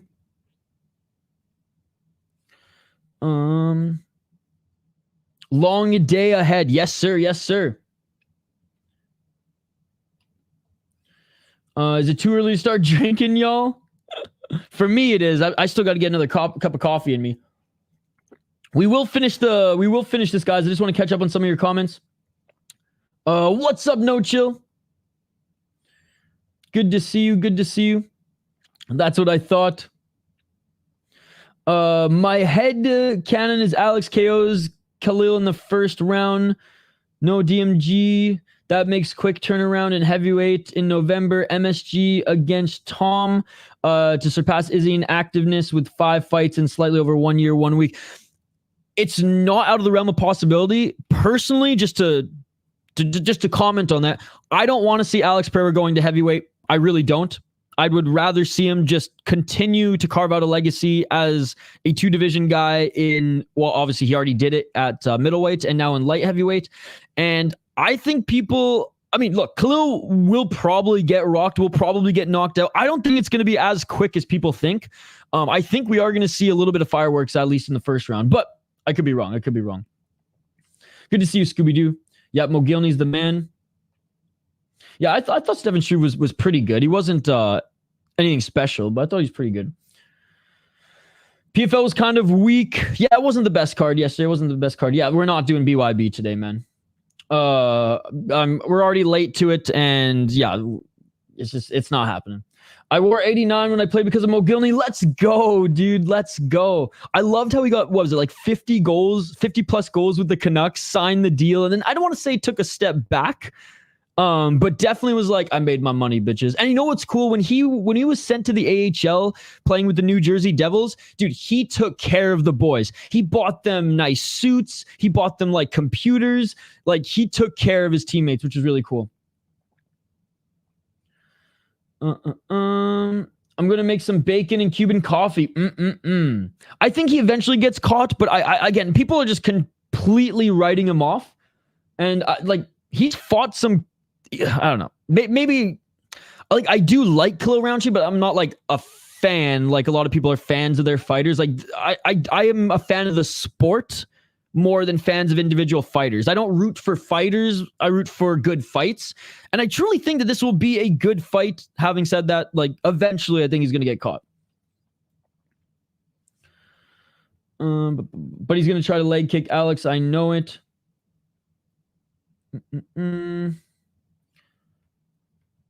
All right. Finally caught up on comments. I think I addressed ones that weren't in like the side conversation going on here. Dude, Gegard is top tier on any given night. When you're at top level like that, it's still a fight. Anything can happen. Sometimes it's not just your night. Dude, Gegard Mousasi was awesome, man. He was so awesome. Come on. What's up, Paradox of the Chad? Good to see you. All right. I'll get back. Close game plan is low kicks on Alex. Again, he's good at getting in and out of the pocket quickly, but you got to watch that counter left hook. Anyways, hell yeah, that's mint, bro. Yeah, Obi's a beast. Probably will be higher in the GOAT list over Crosby because of longevity. I don't know about that. Used to love Canucks. Were my second favorite until they broke my heart. Dude, I was there in 2011. I had to escape a riot. That shit was crazy. I was there, Chris. I was downtown. I escaped that shit, but that is a story for another day. Gegard is the man, one of my favorite fighters, ladies and gentlemen. Oh my goodness. All right. Let's get to this next fight here, guys. And I'll catch up on comments after. I'll do my best. That was a long run, but we got through it. Okay. Mateusz Gamrot against Dan Hooker. Now, off the sauce, Gamrot has been looking a little better in the UFC as of late because we all know this guy on the sauce in KSW was a fucking demon, ladies and gentlemen. 24-2 as a pro. He is 4-1 in his last 5 fights on a 3-fight win streak. What's up, Andrew? Good to see you, man. Going up against Dan Hooker, the Hangman. 23-12 as a pro. 3-2 in his last 5 fights. He's on a 2-fight win streak. 34 years of age. Damn, when did Dan Hooker? Yeah, tough fight for Hooker indeed. When did Dan Hooker become 34, man? Like I said, time is flying. Time is flying. Another CKB guy. 11 KO TKOs, 7 submissions, 5 decisions. Pretty well-rounded guy overall, despite his striking being his bread and butter and his toughness being his bread and butter as well. It's crazy that he's developed in the UFC, right? Because he like joined the UFC, what, like 23, 24? 13-8 as a pro, 3-2, or sorry, 13-8 in the UFC. That's crazy, man. 3-2 in Supremacy Fighting Championship New Zealand and 4-0 in Australian Fighting Championship. Great fight against Jalen Turner. Didn't he have a broken arm in that one? And he still ended up beating Jalen Turner. Beat Puales, which again, like, Puales is a one-trick pony, but he was able to get out of some of those nasty submission attempts. Was able to finish that one. Lost to Arnold Allen, no shame in that. Lost to Islam Makhachev on short notice, no shame in that either. Beat Nazar Haqparast. Nazar Haqparast is good boxing. That's a pretty good win.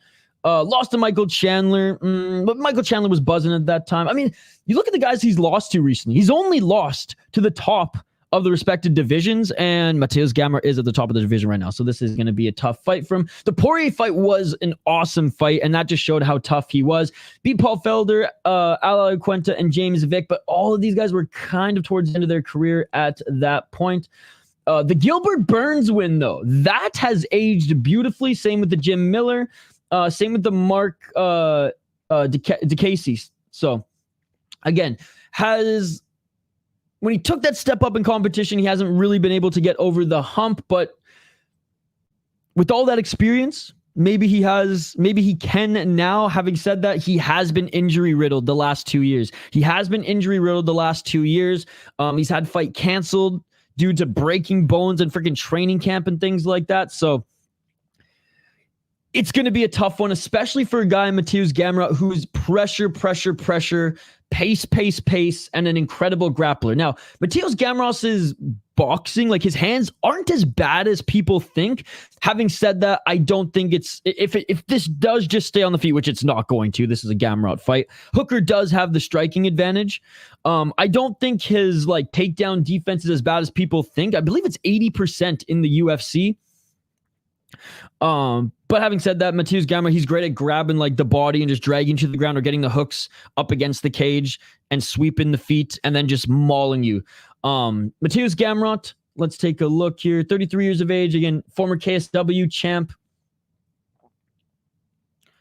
Out of American Top Team, trains with a lot of great partners. 8 KO TKOs, which is crazy, and he's never been knocked out. 5 submissions, never been submitted. His only 2 losses have come via decision, ladies and gentlemen. 13-0-1, ladies and gentlemen, in KSW. 7-2 in the UFC. Again, a little recency bias here, but I think he should have shown a better performance against Rafael dos Anjos. Now, he won that fight, but maybe this just shows how, like, good Rafael dos Anjos still is later. Like, what, he's 40 now, is he not? But still, like, Rafael dos Anjos is not the Dos Santos he used to be, and he gave Gamrot a pretty tough fight. The Fiziev fight, great performance. Obviously, Fiziev kind of a fluke leg injury, but still. Jalen Turner, split decision. Again, I would have liked to see him be a little bit more dominant against Jalen Turner. Shout out to Beneil Dariush. That might be Beneil Dariush's last ever good win. And I honestly thought that Arman Tsarukyan beat him. That was a very close fight. It should have been split decision. I honestly thought Arman Tsarukyan beat him, but some amazing scrambles in that fight. Lost to Grim Kutaladze, split decision. So again, it's one of those things where, like, we know the talent is there because we see it, but, like, he doesn't have necessarily all the biggest name wins on his resume. Man. I'm going to say this right now for those watching. Mateusz Gamrot is probably going to win. It's probably going to be decision. He's probably going to out-grapple his way to a victory, but I'm fucking going with the underdog. I'm going with Dan Hooker. That dog factor, ladies and gentlemen. This is a risky pick. I'm probably going to get it wrong, but if I get it right, I am going to flaunt my pick on stream, okay? Again, underrated takedown defense, but again, a guy against Gamrot, that stat could just be thrown out the window. Gamrot has not been dominating strikers recently. He definitely has the grappling advantage. Stupid good pressure and takedowns. But Dan Hooker is fucking tough. He's a way better striker. He's been there, done that, and fought every type of fighter in the UFC. Now, injuries have been an issue, and that's what's scaring me the most. I'm not even scared of the grappling of Gamrot with this pick necessarily. I'm scared more with the injuries and the lack of maybe mobility in the limbs and even back of Dan Hooker. Again, RDA still looking decent at this stage in his career, but Gamrot should have made that a statement victory, right? A statement performance, and I don't think it was. I'm banking on Hooker hurting him early and forcing Gamrot to panic wrestle versus technically and soundly utilizing that pressure and pace. Again, this is probably a silly pick. Don't take my word for it. I'm going with the underdog here. I'm going with the dog factor because in Mateusz Gamrot's last performance, I'm not impressed by your performance. And that is simply why. But Gamrot's probably going to win. This is probably the dumbest pick of mine on the card. What's up, Cheddarhead? Good to see you guys. Good to see you, Paradox. Good to see you, Ben. Again, guys, I will catch up on your comments after we get through these next two picks. Hey, let's go. Let's go. Yep, I agree. Kai Kara France against Steve Erceg. Steve Erceg, Astro Boy, 12-2 as a pro, 4-1 in his last 5 fights, and what an incredible performance he put up against Andre Pantoja. Kai Kara France, again, this is such a good matchup. This is such a good fight. I was talking about Dan Hooker's injury concerns. This guy had to take a year off due to a concussion. Now, again, I'm a huge hockey fan. I know whenever players have to take an extended time off due to concussion, a lot of the times they don't come back the same type of player, or at least it takes them a little while to get back into the groove. So I am a little concerned because Kai Kara France had a hand injury and had to take a whole year off, literally for his brain to recover.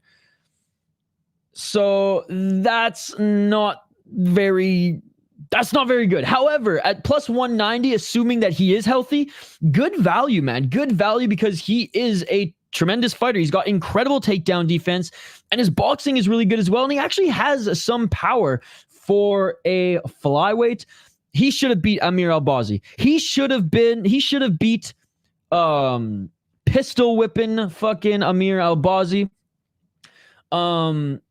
Yeah, that was a tough loss against Brandon Moreno. Great win against Askar Askarov, who I believe is still ripping it up now in ACA. Good win against Cody Garbrandt. But yeah, Cody Garbrandt had a terrible weight cut and was in the peak of his chinniness at that time. And a good win against Buntorin as well. Steve Erceg, 12-2 as a pro. He is the Perth native. And again, yes, he's been a little rushed in the UFC, but he's been rushed, but he's passed the test. That loss to Pantoja wasn't a blemish on his career because he had a tremendous performance. And some people even said that he won. I don't think he won. I think it was a close fight, but I do think Pantoja won that one. But he looked amazing, and there were definitely opportunities where if he would have zagged and not zigged, he would have perhaps got that win. 2 KO TKO's never been knocked out. 6 submission, never been submitted. His only 2 losses have come via decision. 3-1 in the UFC, 7-0 in Eternal. The Matt Schnell win was awesome, but again, Matt Schnell doesn't necessarily have has the best chin. What's up, Spinning Bird Flip? I'll get to your comment here soon. Alessandro Costa, good win for his second UFC fight. Costa is a tough opponent. Dvorak, good win as well. And again, didn't fight necessarily the best guys in Eternal, but the guys that didn't necessarily have the best records, he took them out, right? And that's the thing. If you're going to fight guys on the regional scene, once you're past like 4 or 5 pro fights, and you take like, for example, a 2-0 guy when you're 6-1, well, I guess that's a bad example because he did take him to a decision, which I don't like that. Okay, a 5-4 guy, right? If you take a 5-4 guy to a decision or split decision, it's like, do I really value that much? Again, don't like this one because that's a bad example. But for the most part, he was finishing guys with, not necessarily the best records, but fighting a lot of guys with experience, which is good. And he's proved that he's good everywhere. If Kai Kara France lets him go to the ground, Steve Erceg will probably be the better fighter on the ground. And on the feet, he's got some power and he's got wicked striking, and he's longer and taller than Kai Kara France, but Kai Kara France is used to fighting guys bigger than him. He did go 6-1 on the regional scene, or 7-1 on the regional scene. Don't blink, Kai Kara France, only 31 years of age, despite a long career thus far, ladies and gentlemen. Dating back to, I remember the Ultimate Fighter champion, the champions season, where the winner of that Ultimate Fighter season was going to go on to fight Demetrius Johnson. And now, dude, there were so many legends on that season. Ogi Kubo from Ryzen. We had Pantoja. We had Moreno. We had Kai Kara France. That was such a treat of a season. And I'm missing a few other flyweight champions as well. 11 KO TKOs, 3 submissions, 10 decisions, 7-4 in the UFC, 0-1 in Ryzen. Again, should have beaten Amir Albazi. Awesome win against Askarov. Good win against Tyson Nam. Julian Paiva at that time was 18-1. And put together a great win streak in Hex Fight, Wulin Fang, and the UFC upon coming in. This was one of his best wins, though, because, dude, Askarov was kind of the boogeyman at that point in the division. I think Kai Kara France, from a betting perspective, like, he's a good underdog. Again, the brain injury stuff, the concussion stuff scares me. I don't think Askarov beat him. I think that was a pretty amazing performance by Kai Kara France. Askarov, though, definitely recovered after that, and still had some good wins, and I was ripping it up overseas. I think Kai Kara France is not a bad underdog pick at all, but I'm going with Astro Boy in this one as well. The experience might not be there in comparison to Kai Kara France, but he's proven, in that last title fight, proven that he can hang with the best of the division, and I do think Pantoja is better than Kai Kara France. So again, I know MMA math is not necessarily true, but I do think Erceg has all the tools to beat him. On the ground, I think he's better, and on the feet, I think he will piece him up. I don't know if Erceg knocks him out. Again, it all depends on how good is his chin and how healed is his brain, right? But I'm gonna operate under the assumption that Kai Kara France is, still in his prime, still not, in a decline due to injury and whatnot. And operating under that assumption, I think this goes to decision. I think Erceg wins via decision. Kai Kara France has good takedown defense and grappling, so he is super tough, and so that's why I do think this fight will stay on the feet for the most part. Again, the concussion injury scares me. Should have won his last fight against Amir Albazi. Now, Steve Erceg, good striker, better striker in my opinion, taller, longer. Both guys should be coming off wins. Kai Kara France will likely force this on the feet, where Erceg will and can pick him apart. Erceg, like I said, is also good on the ground and better than Kai Kara France on the ground. But I do think at plus 190, Kai Kara France is not a bad underdog, given we know he's good. All right, ladies and gentlemen, let's get to the main event of the evening. Dricus du Plessis against Israel Adesanya. The Chinese, New Zealand, Nigerian fighter up against the South African champion. I'm not going to lie. All month, all week, I was like, Israel Adesanya is going to win this. Either decision or he's going to land a knee or counter left hook when Dricus blitzes. Until I watched the press conference. Now, a lot of people are on the opposite side of me saying, no. A motivated and emotional Israel Adesanya is going to win this fight because that's fuel to the fire. I've always operated, not even under the assumption, under the code, I guess you could say, that an emotional fighter who wants to go in there to purely hurt someone deviates with like a hatred, deviates from the game plan more often than none. Unless it's fake hate, like the freaking Manel Cap situation that we saw in the last fight with Mokaev, because that was ridiculous. Again, 48 hours later, maybe Izzy's calmed down and he's refocused, and Eugene Berman's a great coach. He's got good teammates there. Maybe he's refocused at the to the task at hand. But if he does a fight emotional, I think that hinders him. And the betting odds reflect that as well, ladies and gentlemen. So I'm actually still back and forth on this one. Whereas I was pretty confident Adesanya would win, now I'm like, shit, man. Dricus won the mental warfare battle. Now, that's not the biggest battle. That's not the be-all, end-all. But that has to count for something, does it not? Now, again, I could be out to lunch on this one. But we'll see. Again, Costa kind of got in Izzy's head and he absolutely destroyed him.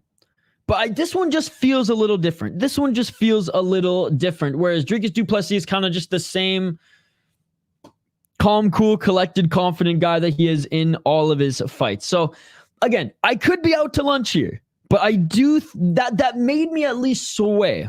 And before I give my official pick, I just wanted to preface it with that. The last style bender, one of the best middleweights we've seen in a long time. Anyone who says he's better than Anderson Silva, though, you are out to lunch. 24 wins, 3 losses, 3-2 in his last 5 fights. Lost to Sean Strickland in his last fight quite dominantly. I'm not making excuses here. He did fight a lot that year, and I don't think expected nor prepared for a dialed Sean Strickland, and Sean Strickland got the better of him, man. Easy win for Sean Strickland, and he rocked him as well at one point. Alex Pereira, he got that win back, which was awesome to see. Pereira, beat him before that. Before then beat Jared Cannonier, who I will say Jared Cannonier does fight similar to that of Dricus du Plessis, but I don't think Jared Cannonier pulled the trigger in that one. Yeah, Ilkat, I'm not even going to entertain. That is a ridiculous comment there, buddy. And guess what? Izzy didn't even finish him. And I do think the second Robert Whittaker fight, Robert Whittaker did have an awesome performance. Now, Izzy did win that one. I think Rob should have pulled the trigger a little bit later, but it was a way closer fight, obviously, than their first one. 18 KO TKO, 0 submissions, 8 decisions. 13-3 in the UFC, 4-0 in Wu Lin Fang. And again, he lost to Jan Blachowicz going up a weight class, and Jan Blachowicz did out-wrestle him. That's something that Dricus du Plessis could do as well, though I think they're going to mostly get in a firefight. Great win against Marvin Vettori, who just kind of walked him down and didn't use any footwork at all. Tough chin, though, Marvin Vettori. Again, this was the better fight between both of them. Robert Whittaker actually did really good. Robert Whittaker did get dropped in the first round, though. I will say that, which scared me a bit, but then came back and actually had a really good fight overall. But I'm not screaming robbery on this one. Jared Cannonier, again, fights similarly to Dricus du Plessis, but again, I don't think he fought like Dricus du Plessis does in that fight. Was a little hesitant to pull the trigger as well. And then we know how these ones went, ladies and gentlemen. Before then, though, beat Paulo Costa, beat Yoel Romero, knocked out Robert Whittaker, beat Kelvin Gastelum. Now, Kelvin Gastelum did have him rocked at one point. Kelvin Gastelum probably could have finished the fight if he didn't go for that fucking takedown. Did have a good fight against old man Anderson Silva. Great win against Derek Brunson, Brad Tavares. First fight against Vettori. Great win against Wilkinson. I mean, this I felt bad for Gillard watching this. Old man Gillard. But one of the best middleweights in UFC history, but not even close to Anderson Silva if you compare legacy to legacy. Dricus du Plessis, 21-2 as a pro, 30 years of age, and what a hell of a win streak he is on right now. Ripped up EFC, ripped up KSW, 9 KO TKOs, 10 submissions, 2 decisions. Former kickboxer with a very good wrestling, I don't even want to say background, but just wrestling tools, I guess you could say. 7-0 in the UFC, 2-1 in KSW, where he lost to Soljic in the rematch. Soljic is a damn good fighter. Don't let his 2-1 championship fights fool you. He is a damn good fighter. His first one, he got his balls destroyed. Yes, he got kicked in the nuts so bad he had to retire from that fight. And then he got knocked out as the favorite. It was a crazy upset knockout in a second, but Roberto Soljic is amazing. So no shame in losing to him by DDP. Great, well, I shouldn't say great win, actually. Great win against Robert Whittaker. Potential robbery here, but very close fight. No, I don't think it was a robbery. I think it was a very close fight. It came down to one round, and if it comes down to one round, it's It's not a robbery. Close fight against Sean Strickland. I had Sean Strickland winning that fight personally, but again, close fight. He got it done. And now we get to see the Izzy fight as a result. So I ain't complaining. Awesome performance against Rob Whittaker. Amazing performance against Derek Brunson. And again, Derek Brunson and Darren Till, though, kind of over the hump, but he did absolutely destroy them. Now, if it would have gone to decision, then I would have been a lot more critical. A good win against Brad Tavares as well. Destroyed Chevin Giles. Destroyed Perez. I don't even know who this guy is, but whatever. He was 3-0, so it doesn't really matter. Jolton Lutterbach is an awesome fighter. MMA fighter. Amazing kickboxer. I mean, the guy's done it all, so that's a great win. And again, did lose to Soldics, but beat him to win the KSW title in his first fight and went on an absolute run in EFC before that. Again, all week, I picked, all month, I had Israel Adesanya winning. I thought he was either going to win decision or maybe tag him with the left hook or counter knee. But after seeing Izzy break and Dricus getting in his head, bro, Strickland got in Izzy's head just a little bit. And I do think that performance was more underestimating Strickland and just fatigue, but still, them dog comments got to him. You cannot deny that. I'm going to Dricus du Plessis. I'm going to Dricus du Plessis. I think, I think the Dan Hooker pick is more silly than this one, but I'm going to Dricus du Plessis. Like I said, until the press conference, I was bullish on Israel Adesanya. I just don't think an emotional fighter is a good fighter. Having said that, and I said this in the opening segment of this as well, 48 hours have passed and Israel Adesanya's probably refocused. I mean, he's been a long-time professional, and he is a veteran in this game. Dricus du Plessis, he's tough. He's a blitz fighter with power. He does have grappling in his back pocket, and honestly, he might even use that. Good pressure. Dangerous when he's moving forward. He is bigger than a lot of Izzy's recent opponents as well, both in height and in just frame. Izzy's still taller and lankier, though. Light on his feet, and he comes in and out of the pocket well, but sometimes sacrifices that, well, like I say, well, in and out of the pocket technique just to carelessly blitz. He can't do that against Izzy, or that left hook's going to land. That step back left hook is going to land for Izzy. Yeah, I mean, Izzy's amazing. He's one of the best middleweights to ever do it, but he just seems a bit off, man. DDP's better than Jared, bigger than Rob and Kelvin, better than Vittori, and better than Costa. Right? So, I mean, I know MMA math is not something that we can read into too much, but I am going to bring that up here. Izzy, though, has insanely dangerous knees on the counter, and his left hook, it's not Pereira's left hook, but it's damn good as well. And who knows, maybe Izzy's on the sauce right now. And if that's the case, his fucking jab might even send du Plessis to the Shadow Realm. So I think Dricus du Plessis' path to victory is honestly winning rounds, employing some grappling, blitzing in, landing some shots, maybe pressuring Izzy up to the cage and just dragging him to the ground, forcing Izzy to be on defense. And I think that is a good game plan to beat him. If he goes straight firefight, it's back and forth. I really, it could be either of them, and I'm giving the slight edge to Izzy if it's just a firefight. But I'm going to Dricus du Plessis. Before I get back to your guys' comments, I quickly want to get to my safe and degenerate parlays of the week. Now, I ain't a gambler. I'm not pretending to be an expert when it comes to gambling and picks, ladies and gentlemen. But what I will say is this segment is brought to you by our friend Volkan. He loves it when I give a funny, safe, and degenerate parlay of the week. So I'm doing it for you, Volkan. And my lock of the week is Jack Jenkins. Surprise, surprise. Safe parlay, we're going Prates, Nolan, and Song Kenan. Degenerate parlay, which, there's a small chance, this degenerate parlay is not even as degenerate as some of my other degenerate parlays. I'm going Dan Hooker, Bam Bam Tuivasa, and Kai Kara France. Degenerate parlay, safe parlay, and lock, ladies and gentlemen. Before we end the stream, let's get to your guys' comments here. And again, I'm not going to entertain the arguments going on in the live chat. That's on you guys. Tough fight for Hooker. Whoops. Good to see you, Andrew. I was going to go for Dan Hooker, but didn't. Tough fight for Hooker. I got a lot of comments to catch up here, guys, so bear with me.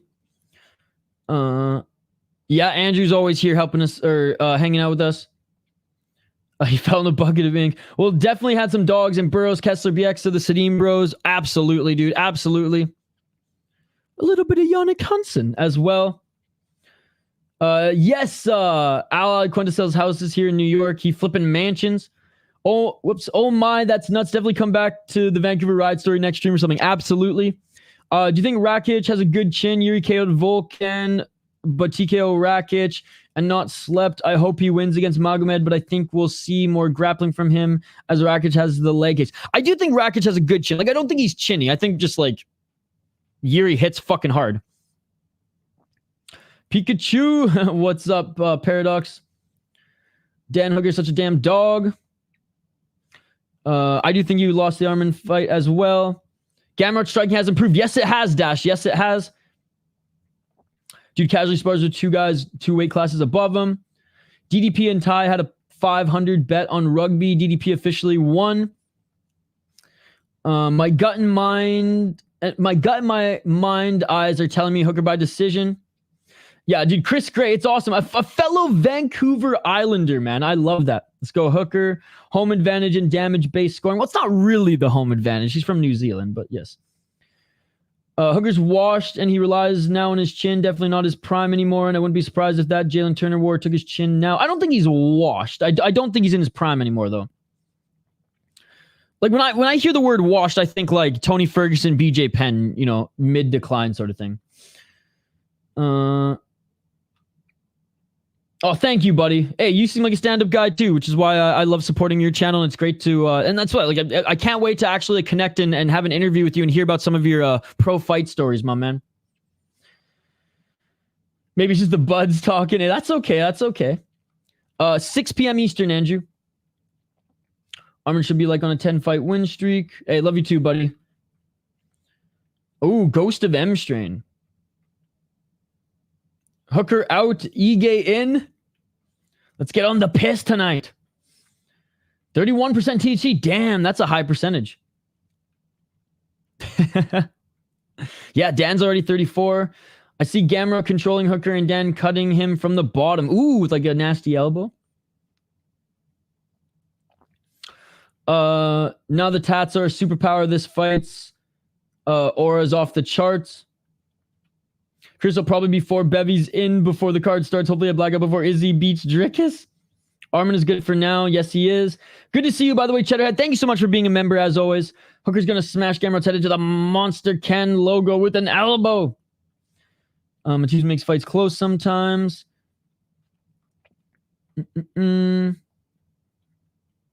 Erceg gang, let's go. Yo, what's up, Sven? Sorry I missed your comment earlier. Good to see you, my man. We shotgunning some beers tonight, Sven, or what?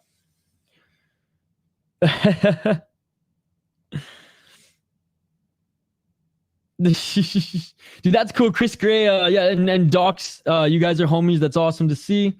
I got Erceg. I agree, bro. Hey, well, I hope you're doing well now, and I hope your quality of life is well. I got Michael Scott. I know about taking a year off. Yep. Anyone who gets shut off KO should take a year off. Yeah, dude, that's what's crazy. Like when I watch hockey too, and these guys get their absolute bell rung with these hits, and like they come back and play the rest of the game. Some doctor says you shouldn't even stress your brain out and try to read for a few weeks. Yeah, and you should be like in a dark room and no LED lights and things like that.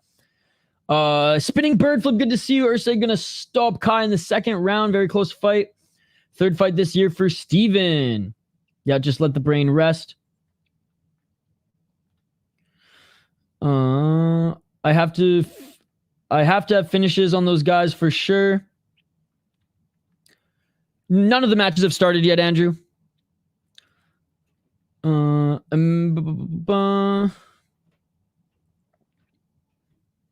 Like I said, I don't think Askarov beat him. I don't think what we were doing tonight. If we don't, I'll be drinking tonight and watching The Lord of the Rings. Nice. Which one? Which one? What's up, Bill Cat? Oh, you know what, Ilcat? You should go watch the Lux Fight League main event last night. It was one of the most exciting fights on the regional scene that I've seen all year. And oh my god, it was flyweights. And oh my god, there were finishes and knockdowns. Ilcat hates flyweight. It's absolutely insane. Yeah, this guy. I'm sorry. I know that you're not a troll. You're a good guy, but you're doing it now to troll, and I know it. I know it. Oh, bloody elbow.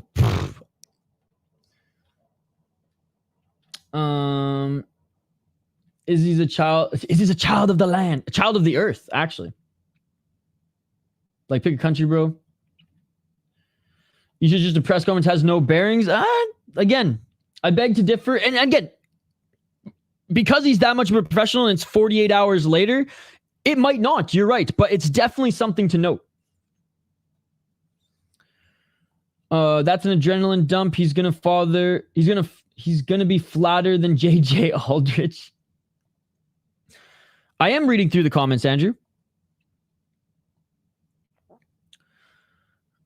Izzy's 1-2 in his last 3 fights. I'm going to go with the guy who's in a better place in their career and mindset. Izzy did take some time off to recoup, though, so that is something to note as well, right?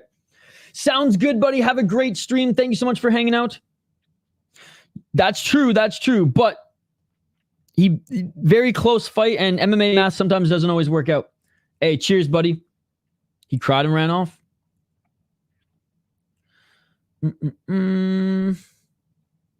Juicy Goat saying Izzy's going to get exposed. Is he saying he can fight emotionally as a cope?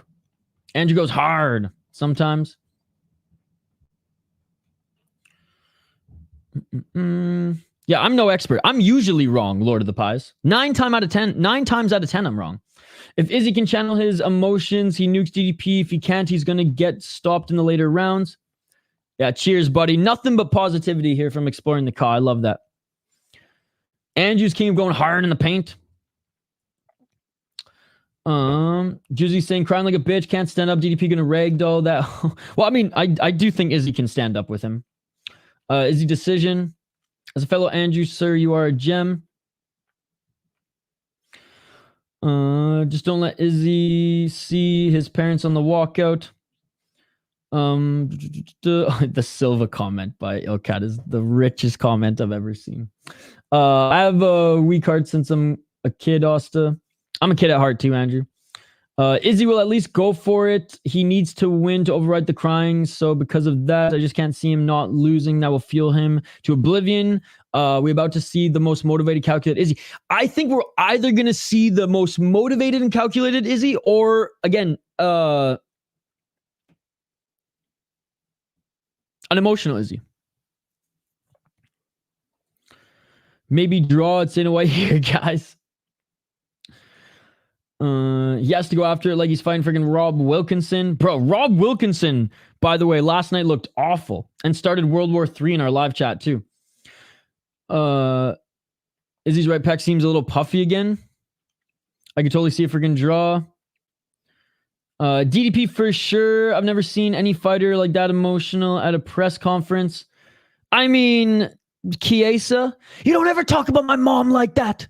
You don't ever talk about my mom. Just remember to that and don't let things get out of control. Great advice. So boy getting toasted. The cringe era is over. Look at all the, I mean, decisions are still wins. But I hope I'm wrong. Otherwise, we're about to see the most anime type of post-fight, motivated post-fight interview. And for the casuals, it'll seem like he was the bullied and getting the anime hero victory. I know. Dricus by one arm, guillotine round 2. You heard it here first. Locking it in. Spinning bird flip. Nate Landwehr is fun to watch. Yeah, indeed. Andrew's feeling, dude, Andrew's based, man. Chadrew, King Andrew, based Andrew. Yeah, Nate the... Well, honestly, Nate the Train in the Mighty M1 was awesome as well. Whitaker lost the first one trying to fight like KG to his own admission, and I scored his second shot for him. Also scored DDP Sean for Sean. Nice, Lord of the Pies. Yeah, Nate the Train, he's awesome. Ilka, that's the to suggest. Actually, you know, I'm not even gonna entertain this because it's straight up trolling. Lord of the jeez. He did lose to him, but like to use that as an argument as to why Izzy's the better middleweight as far as legacy than Silva is crazy, bro. Is absolutely insane, man. Absolutely insane. Insanity. Truly insane. DDP, Steve Gamrot, Rose, all wins 4-4. Andrew is funny. For trivia, Izzy's 15-3 versus name notable opponents, and DDP's 8-1. I have to go with Islam. I mean, Islam's not fighting on this card. Lol at Wilkinson. DDP cut so much weight to make 170. I think that played against him versus Soldier KO. That is true. That is a good point. I'm setting the over under 2.5 kisses that DDP gives his team.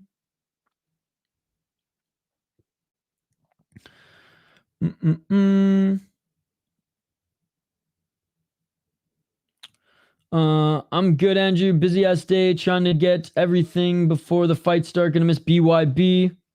I would go DDP 2. I hate Izzy, but I'm going Izzy. Damn. He's a hammer and has a Robocop punches. Ilkat, I'm literally reading the comments, Ilkat. Like, Ilkat, what do you want me to do, man? I'm literally reading the comments, dude. Picking Hooker is wild. Great pick, bro. DDP by KO, TKO. He's well-rounded. Yeah, and this is something, casual or hot takes will never get you banned in here as long as you leave or race some religion out of it. Look what emotional Izzy did to Pereira. That is a great point, but I do not think that, again, it was a different emotion. Like, and it was the same with Costa, right? Like, Izzy was fired up for that one as well. This one is, I've never seen this type of emotion from him. That's the thing. It was enough to sway my pick. But again, I'm probably wrong. I read every single, guys, I'm literally reading the comments. What do you guys want from me? Honestly. I can cry and still whoop your ass. I think Israel will still be surprised how hard DDP strikes. In fairness, you were kind of spamming. Actually, you were spamming that over and over again, and you were doing it to troll me, Ilkat. Like, again, I know now that you're not a troll. You're a good guy, and I love having you in the live chat. But you have to admit, you're doing that to get a reaction out of me, hence trolling. And I keep biting on it, so I guess that's on me. But at least the mods recognize that. DDP ground game is too underrated. Dirty Pereira was just overzealous and too offensive with no defense, so it was easy for Izzy to get 2 clean overhands. He's down 1-3 against Poatan. Yes, he is.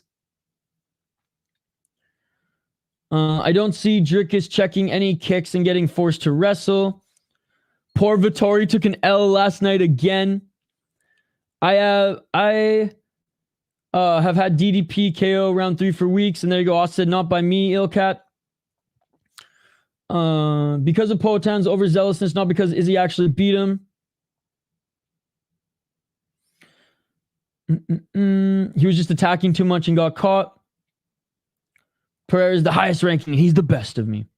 Putting 5 on this. Yeah, Denial's not even a mod, Lord of the Pies, so he didn't block or do anything to you. 8-1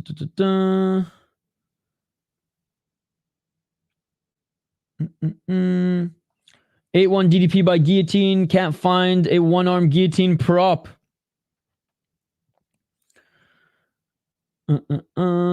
Thoughts on fellow British Columbian Ronan MMA and his switch to being Ronan on fire?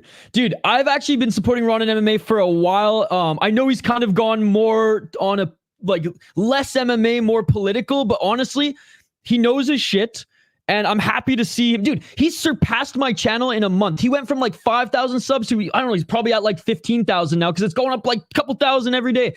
I really like Ronan. His chat fucking hates me. I don't know why, but that's okay. I still jump in and support him. Love fellow British Columbian Ronan MMA, and I'm so fucking happy for all the success he's having. What's up, Amberly? Good to see you. Yeah. So he's kind of, I mean, he's still an MMA channel, but like he's not an MMA channel. Like he is very much a political channel now. Poton almost lost the first fight. He nearly got KO'd at the end of the early round. A lot of these fights are super close. Yep. Also, me moderating is much hard now that my chat is broke on the laptop. And Austin Malley's like, Austin Malley and Activate A are easily our best and most fair mods. You nearly got finished kickboxing. Yup. I can only see like 7 chat max at a time. It's hard to follow and listen. It sucks that your chat's messed up. Come on, YouTube. Good to see. Yeah, hi, dude. Ilkat and Amberly. What I love about both of these, you say hi to everybody, and you're super kind. Even though Ilkat and I go back and forth with some jabs every now and then, and he knows what gets me to tick past the BK theme song. I still love having Ilkat here as well. YouTube, get your shit together.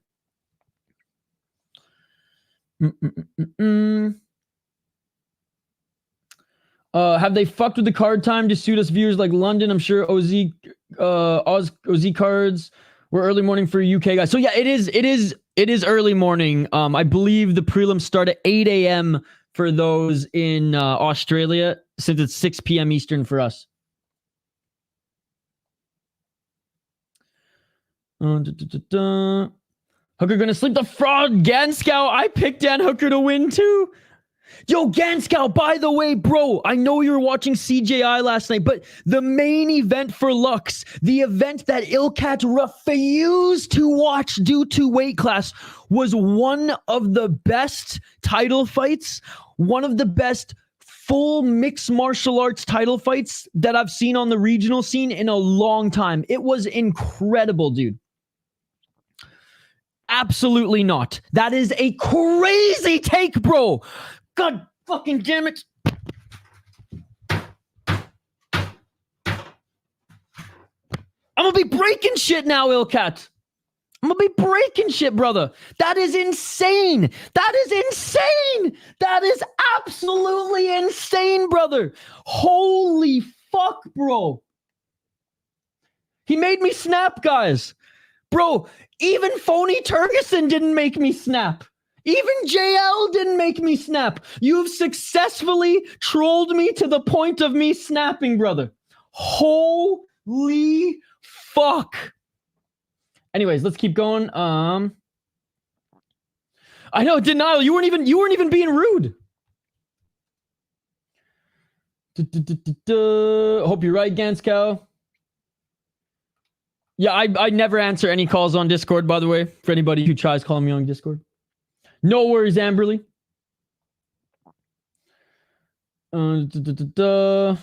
Sorry, I'm missing some of these. Ilkat made me snap, brother. I didn't watch the Eternal card, but I heard it was good. The first, yes, Ben was watching with me. See y'all in a few hours. Time for some breakfast. Bloody Elbow has more than 35 viewers, bro. Wait, are you taking a stab at me? I'm not the biggest fan of Bloody Elbow, and I haven't been for a while. DP walkout tune has been leaked. Yo, Lord of the Pies, don't take your anger out in the chat on me, brother. I haven't done anything to you. The third Lord of the Rings is the best. I honestly think I like all three. Battle of Helm's Deep, though, helps carry the second one, even though the second one's probably not the best. Same. I don't really want to pay for it right now either. Yeah, see you tonight, Denial. Chad Drew. He belonged in M1 Holoba. Dude, he didn't even dominate him, bro. He didn't even dominate him.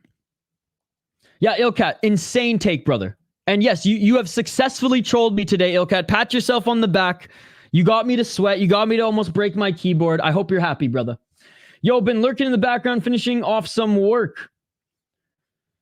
I'm a Danish supremacist. Jeez. First round, gonna tell a lot of how the fight gonna go in this fight. Per owns is yo, what's up, Funkmaster? Yo, big shout to Funkmaster, by the way. He's the man, the myth, the legend behind the City Life anthem.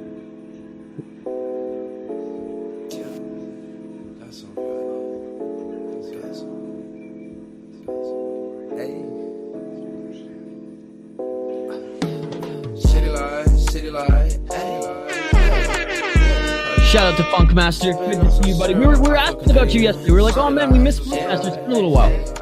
I'll keep that running in the background here. Hopefully you guys can still hear me. I think Izzy may have something planned like he did with Alex. No idea, Joshua. Like, remember, he focused on that one mistake. It can't see half the people in there for some reason. I don't know. Because I'm soy, apparently. Thanks for joining, Jersey Goat. But yeah, if he knows his stuff for the most part on the politics and enjoys it, then who cares, really? Especially when he got mad growth out of nowhere from it. Super impressive. I like Ron also. Yeah, dude, I love his channel. Ilkat is awesome. He knows what he's doing. He knows what he's doing. And he's sitting there going, excellent. I'm making this guy freak out on stream. Gamrot crushes that tattoo blonde guy. You know what's crazy is Dan Hooker, like, he got one tattoo and then got 100, which is crazy. But his chat has always been pretty toxic and it's absolutely brutal. I don't know how he had the energy for just arguing the whole time. Harvey just been saying this to say stuff. I'm slacking on my greetings right now. My mom texted me. It's all good, Amberly. Ben Askren, more technical on the feet than Anderson. All right, we're fucking done, bro. We're fucking done. We're ending the stream right now. If I had a chair to smash like Jay Smooth, I would. At this rate, Isha's PC won't even make it to 305. I'm about to punch a hole in my monitor right now. Ilkat's a master of mental warfare. I know. He knows what he's doing too. And that's why, like, I hate it, but I kind of respect it. It's kind of like what JL does to me. Ilkat knows I love him, though. You just got DDP'd by Ilkat. That I did. Embarrassing for Izzy. At least I didn't run off crying. I just fucked my keyboard up pretty bad. Embarrassing for Izzy not to be able to finish like a 50-year-old washed up broken Anderson. Yeah, we were talking about Funkmaster last night. Yo, Deanna, fuck off. Unbelievable, this chat. If CTE was a business, Dan Hooker would be CEO. Let's send donos for Isha to snap. Oh, if all the donos are Izzy's better than Anderson Silva. Flyweights suck. What are some other ones? I don't know. The Burger King theme song. JL has been quiet this week. He's gonna be lurking in our live chat tonight. Yo, Deanna's fucked in the head, bro. Deanna's fucked in the head.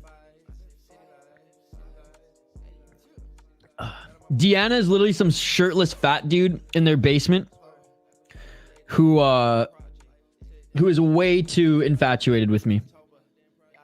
Hey, Chris Gray, what a fucking pleasure to have you in the chat here. My Vancouver Island brother. Hold on, Chris Gray. Let's fucking go, Chris Gray. Let's fucking go, baby. Let's fucking go. I just lost half my subscribers waving the Canadian. Like, I don't give a fuck. I do have an American flag, but it's hanging over my bed, and I'm too lazy to go grab that one. Hey, what's up, Latrell? Sheesh. All right, guys, what a crazy stream. This has been the longest, I think, picks and predictions video ever. I will, for those who are just joining right now and be like, bro, you're talking way too much in this one, I will put timestamps in the description. I will put timestamps in the comments. I will be back for UFC in 5 hours, ladies and gentlemen. It's better than asphalt. Oh my god. Stop it. Stop it! Oh, Canada, terre de nos aïeux. All right, guys, that is it. Take care, man. Yeah, Chris Gray. Bro, next time I'm back in Vancouver Island, beers are on me, brother. We're hitting up White Sails. The coffee blonde ale. We'll get a round of those, my friend. White Sails beers on me. Next time I'm back home, buddy. Straight up. Hold me to it. All right, guys, that is going to do it for this picks and predictions video. Thank you all for joining. What a crazy stream we had. This was great. Maybe I start doing UFC streams like day of because we get a lot of people in the live chat here. Or maybe it's just because there's a lot of buzz around this one. I don't know. But you guys are amazing. We will be back at 6 p.m. Eastern for a full UFC fight companion, ladies and gentlemen. Let's fucking do it. I actually have a vlog, Chris Gray, by the way. If you search on my channel... White Sails, I have a vlog of me going there and doing some beer tastings. Let's fucking go. I wasn't even reading your guys' back and forth. Flush the toilet. He said thank you. You guys are amazing. I appreciate you all. Smash that like button and subscribe. Join me for the UFC Fight Companion. We'll be going all night. And first thing tomorrow, a little Brave CF. UFC is not the last stream that we are doing here on the channel this weekend. Always remember, always Herb Dean's fault. See you tonight for UFC. You guys are amazing. Smash that like button and subscribe, and we will see you tonight for the Fight Companion. Peace. In the fiercest battle